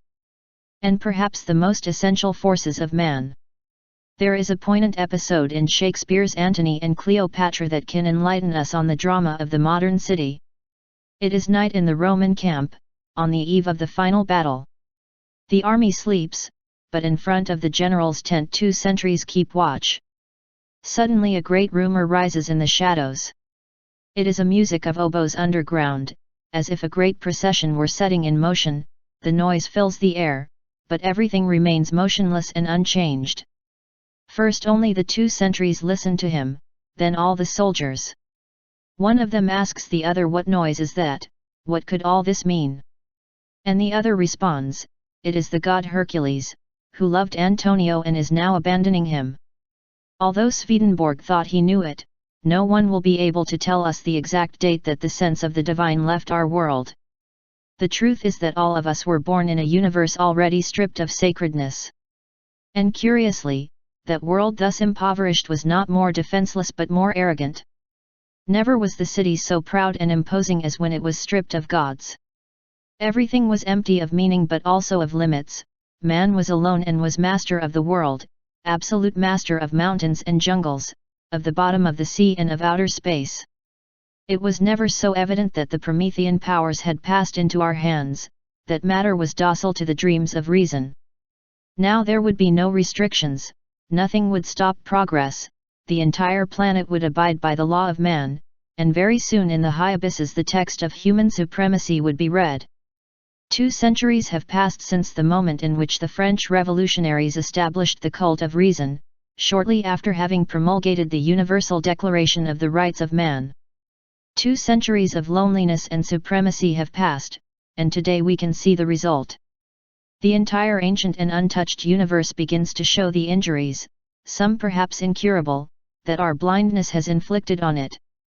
The indiscriminate looting of nature, considered as a resource bank, confronts us with the danger of the disappearance of forests and jungles, and with them the planetary air.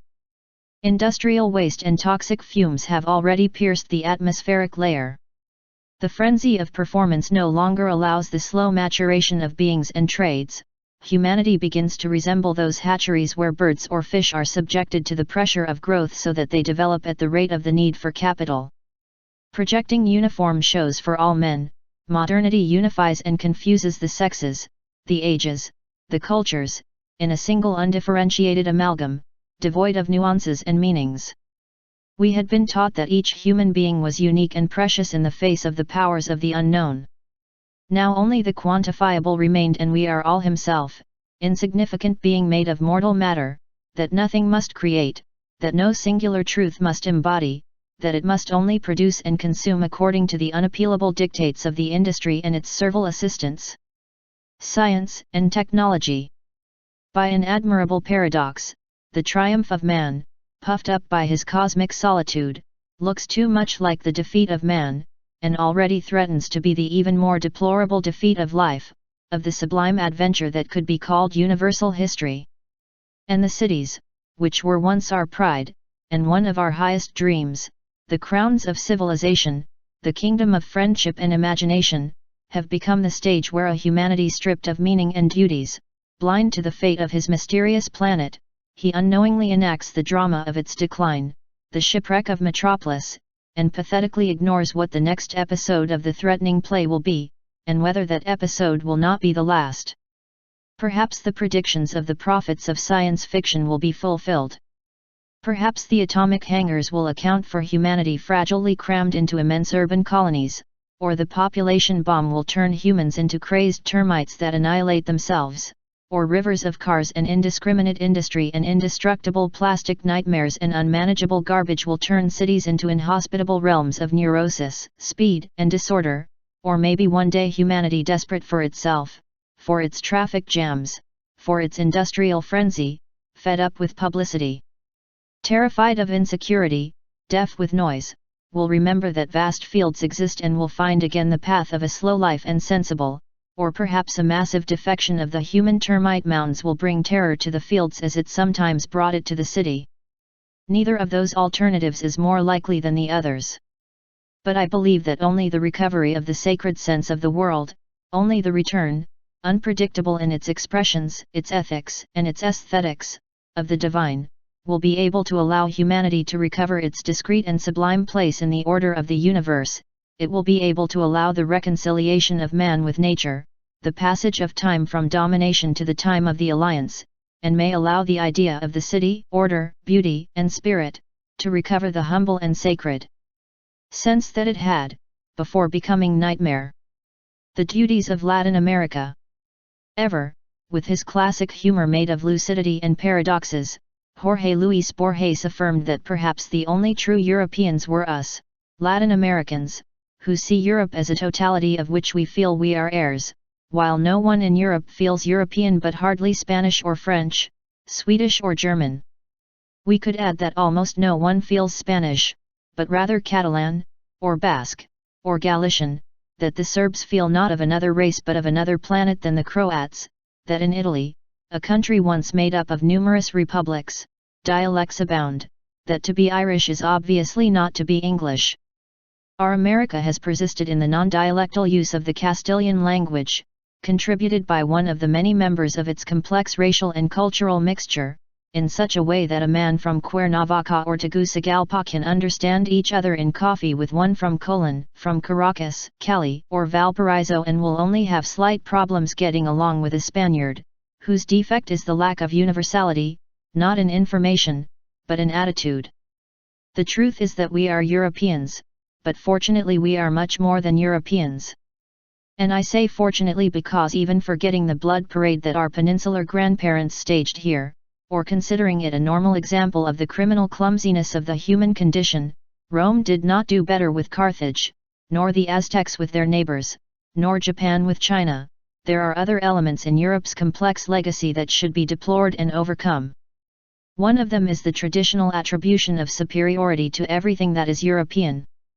Seeing the order that Europe has built and spread across the planet, that order that North American society has taken to its limit, I would say that all the legendary virtues of Europe are now under suspicion. Rationalisms have been born from his intelligence, from his discipline, totalitarianisms. Of their patriotisms, the day before yesterday the Roman arrogance, yesterday the Nazi barbarism, today the Serbo-Croatian barbarism. From his industriousness, the wasteful industrial warehouse. From your knowledge, the nuclear arsenals. From his faith, the defenestration of Prague, the 30 Years' War, the Holy Inquisition. From its capacity for foresight, the threatening cloud of police states, of manipulative corporations, of genetic warehouses, of unmanageable lethal garbage, of defenseless humanity, that today hangs over the planet. What injustice to the arts of Europe, to the philosophies of Europe, to the rich European imagination, what blasphemy against the divine Plato, against the universal Leonardo, against the harmonious Palladium, against the sublime genius of Mozart, against Kant, against Nietzsche, against Louis of Bavaria, to affirm that the most conspicuous and glorious cultural tradition of the planet is under suspicion. What would the world be like, they will tell us, without Greek philosophy, without Christianity, without the rumor of the troubadours, without the Divine Comedy, without Romeo's sighs, without Ludwig van Beethoven's penultimate sonata for cello and piano, without Rembrandt's meditating philosopher, without Brahms' violins, without Cologne Cathedral, without Louis Pasteur, without James Joyce's superhuman labyrinths of music. I have made this list obeying some of the countless things in Europe that, as Borges would say, dictate veneration to my chest, and I hasten to say that I sincerely believe that the world would be poorer, more hopeless, and sadder without them. But I also hasten to declare that this cultural excellence is not exclusive to Europe, that the Eurocentrism of Western civilization has led us to never sufficiently but exclusively appreciate the creations of that region of the world, and has subjected us to an astonished servitude. Europe is great and beautiful and talented, but it is no more so than the rest of the world, and if it seems to have been, this is not due to a creative hypertrophy of Europe muted by the surrounding planetary sterility, but to other reasons that are worth it. It is worth examining whether we want the world to be saved, and with it the exquisite crystal and stone roses and music that our venerable relatives engendered in Europe. One of the greatest virtues of the 20th century has been to teach us to look with respect at what is different. Nationalist barbarities were always characterized by the pride of Gentile idols and by the simultaneous blindness to the virtues of others. Ultimately, only the own and the like always seemed beautiful and perfect. This is strange, because given the constitution of the human being, it would seem rather that he continually needs the external and the different. But Europe lived centuries in the face of Africa, and only Picasso came to discover that there was beauty in the ritual masks of those peoples who herd and farm and hunt beyond the Mediterranean. The reason why the young ladies of Avignon have fascinated our time, is because in them the artist knew how to fuse the skills of the Western tradition with the mysteries of that African universe that Europeans had always had in front of them, and that they did not. They had been able to discover by being busy dealing with him and dominating him.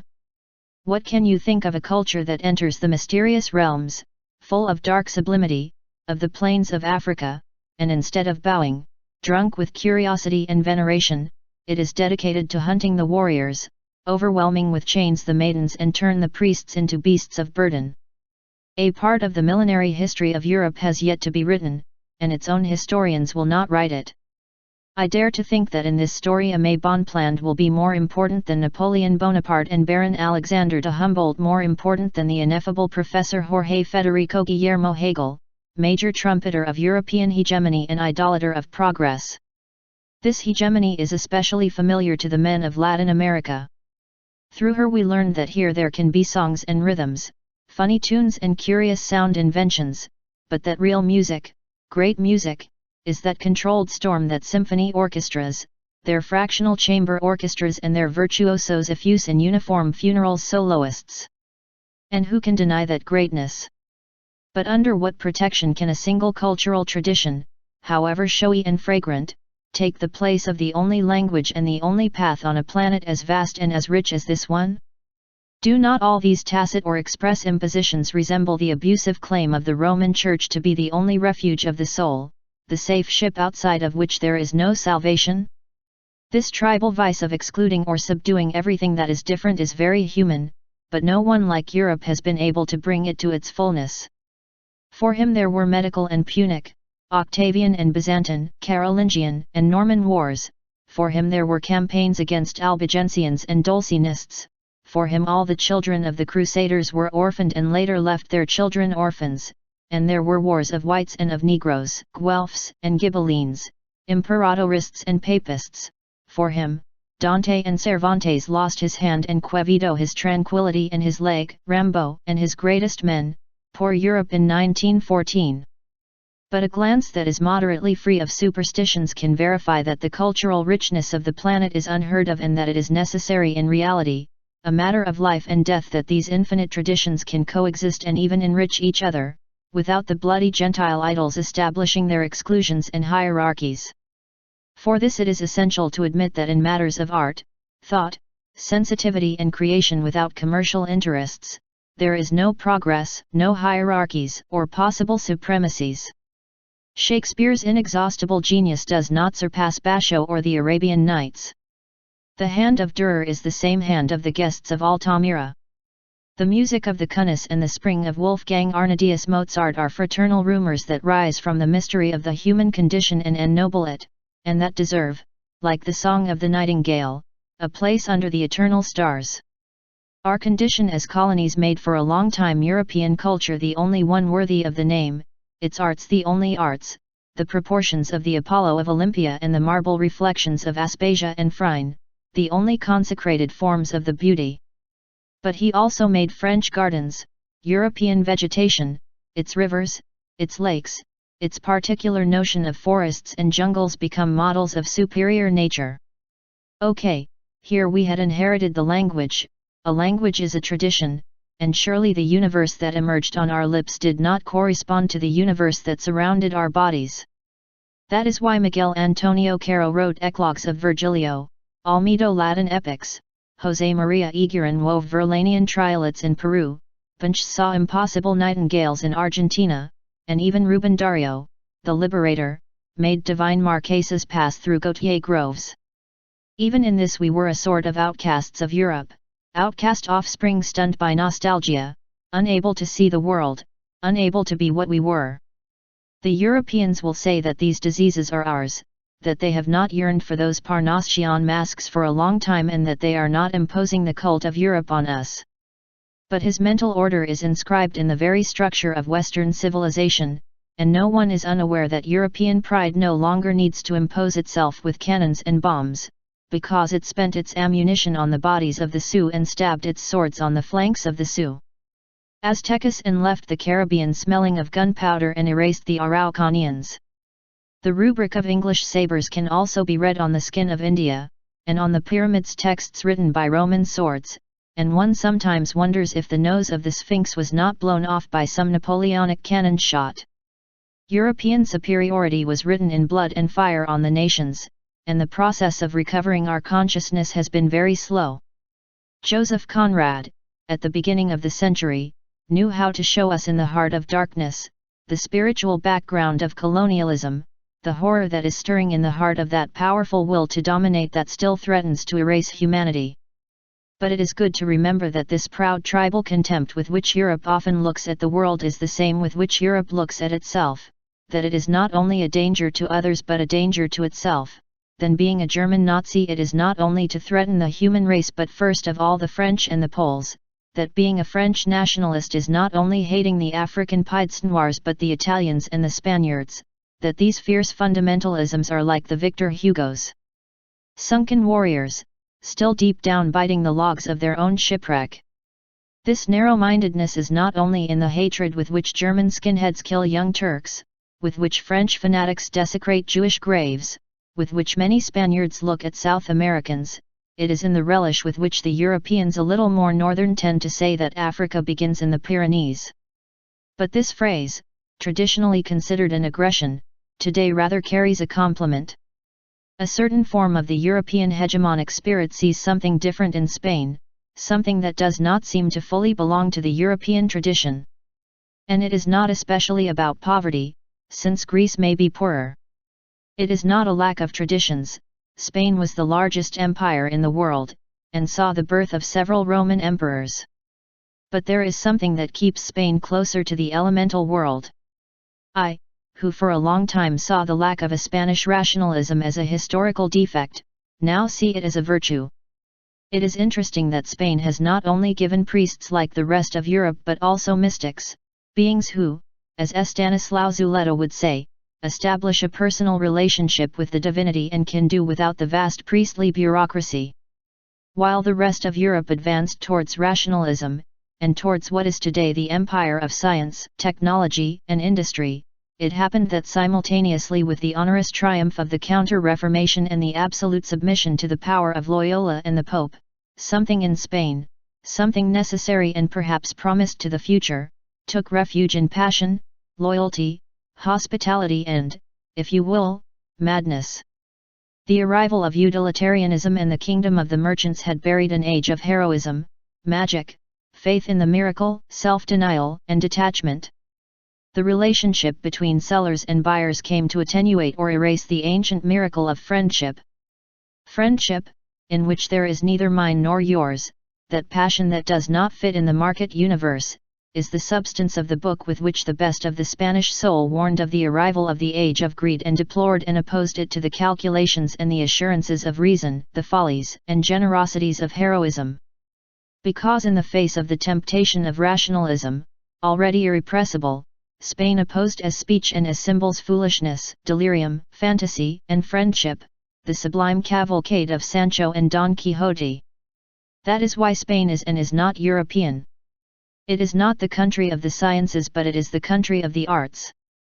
The virtues of its people are not primarily knowledge but ethics. But ethics will be the only door to enter the future, and perhaps still from our Spanish heritage we will learn to be without folds, to live with a little more passion, with a little more innocence. Does the rest of Europe lack similar virtues? Probably not. But the illustrious virtues on which modernity was founded sustain the hegemonic edifice of this civilization, have been exalted in the obligatory virtues of humanity, and have made Nietzsche himself assure the species, "You will perish for your virtues." We will have to find different virtues and be less proud of them, if we want to get out of the thunderous and dazzling labyrinth of industrial society, in whose twists and turns an all-powerful monster with a hydra body and electronic brain lurks whose name has not yet been revealed to us. Today the city, as the West magnified it, frontier of order and chaos, refuge against nature, museum of immobile yesterdays, jeweler of human inventions, noisy hive of reason, has become what Miller called a nightmare provided with air conditioning, begins to suffocate in its own mephitic mists and knows less and less what to do with its waste and debris. And once again, we are the direct heirs of that tradition who first felt the evils that she carried in her womb. We see Manhattan from the other bank of the Hudson River and our hearts are overwhelmed, amazed at the magnitude of the works of man, who has thus raised that kind of geometric mountain range, that wall whose battlements would like to pierce the heavens, and we feel not only her beauty but her fear, her fragility. Didn't Rilke say that the beautiful is just that form of the terrible that we can still bear? But we look at Mexico City, the prelude to the infinite city, which can hardly look at itself any more, Medellin besieged by the violence of the excluded, startled at night by the shots that deepen, from hill, to Caracas, made for cars, to Rio, where the hunters of children come out under the cover of the shadows. We see unemployment, poverty, violence, and helplessness everywhere, and we feel that the heritage of civilization has not been generous with the peoples on this side of the world. With the riches of America, the hegemony of Europe was strengthened, the machines and laboratories were put into operation, and reason has triumphed in the West because of those riches. But all the virtues of Europe came to us stripped of their friendly mask. The Catholic religion, the heart of ambiguous European humanism, destroying the native gods, abandoned this grandiose nature from American myths, and vainly tried to subject its immensity and its depths to the illusion of a power with a human face. The language, which only modernism made American, kept us floating over reality for centuries without taking root in it. Even the arts and letters of Europe were shown to us, not as high examples of the human spirit but as the only channels of culture. Europe was our teacher and our guide, but it would also be our judge and our conscience. You had to exhibit in Europe, succeed in Europe, be famous in Europe, deserve the condescension of your sages, win the Nobel Prize. It was necessary to adopt the Universal Declaration of the Rights of Man and of the Citizen, establish the division of public powers, implement universal suffrage, think European, breathe European, not invent anything. But behind Santa Barbara, Chango continued to encourage, under the cumbersome regulations that make our governments confuse the art of government with the ridicule of issuing decrees, always cumbersome and always useless, the peoples chose the most sensible path of pragmatism. Faced with the infinite snail of the procedures, even the officials cheated carnivally. Faced with the imposition of models that declare us forever inferior, trivial, and barbarous, it is not surprising that these peoples responded with disdain and irreverence. Why should I worship an order that denies me and assigns me the last place on the step of the human? Why am I going to venerate a culture, and arts that are offered to me as the patrimony of superior beings and before which I am denied the right to express my opinion and even to feel? Treat them like humans and they will be human, said Goethe. I think the time has come for the men of Latin America to take possession of our world. Let us hear the beautiful words of Richard Frost. Something that we refused to give used up our strength, until we understood that that something was ourselves, that we did not give ourselves to the soil in which we lived, and from that moment it was our salvation to give ourselves. Do we know the names of the trees that accompany us on this mysterious adventure? Not until, I believe, protect them from the ravages of insatiable industry, it is necessary to know and love them. Know the amazing variety of creatures that are like us, daughters of the territory. Aren't mockingbirds and armadillos, frogs and butterflies, our responsibility? We already know that man cannot destroy everything without destroying himself. We must also know that man cannot be saved without save it all. Perhaps it will be up to us to change the Declaration of the Rights of Man for a universal declaration of the rights of the world, of which men are only a small and dangerous fraction. We are, like all the peoples that are and were, in the center of the world, but we must be aware of this. And I think it will also be necessary to invent institutions that resemble us. Forget the failed structure of useless states that ask for everything and give nothing in return, that corrupt every heart that surrenders to them, that govern with statutory decrees and that feel nothing before the prostration, helplessness, and agony of millions of people. Human beings. Given the dangers of totalitarianism, Borges said, perhaps our poor individualism still has a role to play. Are not all the traditions here, all the races, do not the dreams and yearnings of the planet converge in our channel? Nobody like Borges has been able to show us the richness of this border position between the cultural tradition of the West, which naturally corresponds to us, the tradition of all the planet, and the mysteries of our being American. He knew how to tell us that the death of a compadrito from Buenos Aires is equivalent to the death of Cesar. He knew how to tell us, evoking Evaristo Carrigo, that our world is as worthy as any other of poetry and history.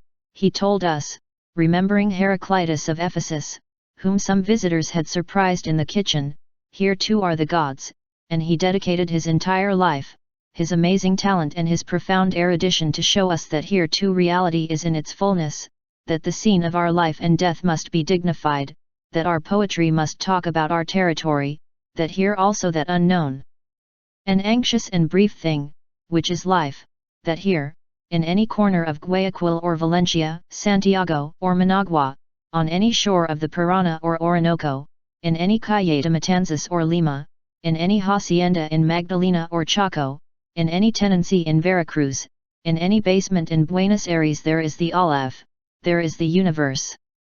And through him we have also learned the secret of a serene humility, the certainty that everyone who knows what he has, what he will inevitably lose, does not need to resort to imposition. Our only possible greatness will be to identify ourselves with the cause of the world, far from all petty local pride, and not to set ourselves up as paradigms of any kind of superiority. Neither wealth, nor knowledge, nor force, nor tradition can be instruments to exclude or silence others.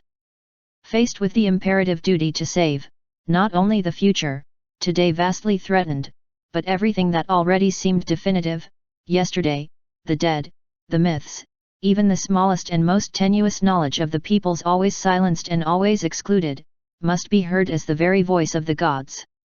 It is enough to look at the vital niches of the peoples of Africa and the native peoples of America, magically fused with nature, friends with the forest and the stones, and compare them with these formidable and terrible hives that our pride erected, to understand that there is a ignored wisdom, some keys to invent the future ignored only because the meek discovered them, because they were not dictated by greed or the will to dominate, but by cordiality, respect, reverence, virtues that, like a certain magical character in our literature, they don't want to be right in a triumphant way. They are, I repeat, the wisdoms of the meek, but despite nuclear arsenals, pollution, the armies of technology, seas of plastic, despite the infinite power that rises like a nefarious cloud on the horizon of the world. Civilization, perhaps that man or God who declared that the meek shall inherit the earth was not entirely wrong. Today it is an imperative need to acquire or recover the awareness that the world is larger and richer than what the uniforming troop of capital wants us to think. Restored to its true proportion, European culture will let us hear the rumor of other cultures, the music that refuses to impose itself or make itself heard through electronic din, the plastic arts that do not feel obliged to pass through the increasingly dubious filter of European and North American galleries, the literatures that do not seek to break through the impostures of advertising and the big market, the examples of coexistence between different races and traditions, the study of the innumerable languages and dialects of nations, villages, and tribes that do not try to impose themselves as superior languages, the plurality of religions, the abundance of mythologies, the persistence of legends, and we must redouble our efforts not to fall into the tax habits of the Western tradition. Someday we will have said goodbye to that intolerant world of conquerors and evangelizers who are masters of the truth because they are masters of the sword, and who build their inventions, without admirable illusions, in the exclusive forms of beauty, truth, and truth. Well, we can criticize Europe and its inventions because we are European, but above all because we care about their fate. We too carry the legacy of tribal hatred, but here there is such a diversity of races and peoples, of religions and superstitions, the miscegenation and mulattage are so great that after 5 centuries the rivers of our blood have melted, that these hatreds will hardly be able to prosper. As long as they do not get drunk with pride and hostility, as long as they do not go out to deny others, local cultures are a defense against the clumsy uniformity of the planet. The demon of nationalisms acts here too, but the brotherhood of traditions and the common treasure of the language may well serve as an antidote. The truth is that just as we are Europeans in a critical and nostalgic way, we also feel the growing rumor of a continental fraternity barely upset by the formalism of governments and the suspicion of armies, which rightly fear that the cordiality between nations will be against them. A phantasme in decorative or useless bodies. Hate still has a place to take refuge. But it is our duty to contribute to the wealth of the rich and powerful planetary tradition everything that we have and still ignore ourselves, everything that because of Western hegemonic thought we have failed to value. Active Europe appeared everywhere but we suspect that it did not see much in them. Just as he melted exquisite works of art into ingots, or spent looting sacred tombs to decorate their museums, or destroying temples to appropriate their divine relics, or uprooting the stone trees full of inscriptions that an ancient wisdom knew how to conceive and erect, to take them to be the center of some soulless squares, thus it reduced to silence or indifference dreams and traditions that are not accidental forms of human inventiveness, but indispensable secrets of the survival of the species. It remains to be said what the world has been deprived of so far. What has been silenced by the plundering of greed and the din of pride. It is still necessary to say that the peoples that defended themselves to the death have left a cry that waits in the throats of the living. That before the lethal cloud that advances over the world, full of knowledge, power, technology, products, advertising, spectacles that immobilize man, and incomprehensible atomic arsenals, before that lavish and admirable power that denies the sacred and plunder nature and everything profane, we only have one power to oppose, the last asylum of hope, the power of the divine that awaits, in the form of dreams and legends, of friendship and love, of art and memory, of perplexity and gratitude, in the hearts of human beings, that force that will never appear in any statistics, which therefore does not seem to exist or count against the evident powers of chaos, but which is the one that built nations, invented the languages, polished the trades and knew how to raise and around, under the significant stars, the only truly worthy thing that has ever sprouted from our lips and our hands, the respectful song of gratitude and hope. And it is late for the man. William Ospina.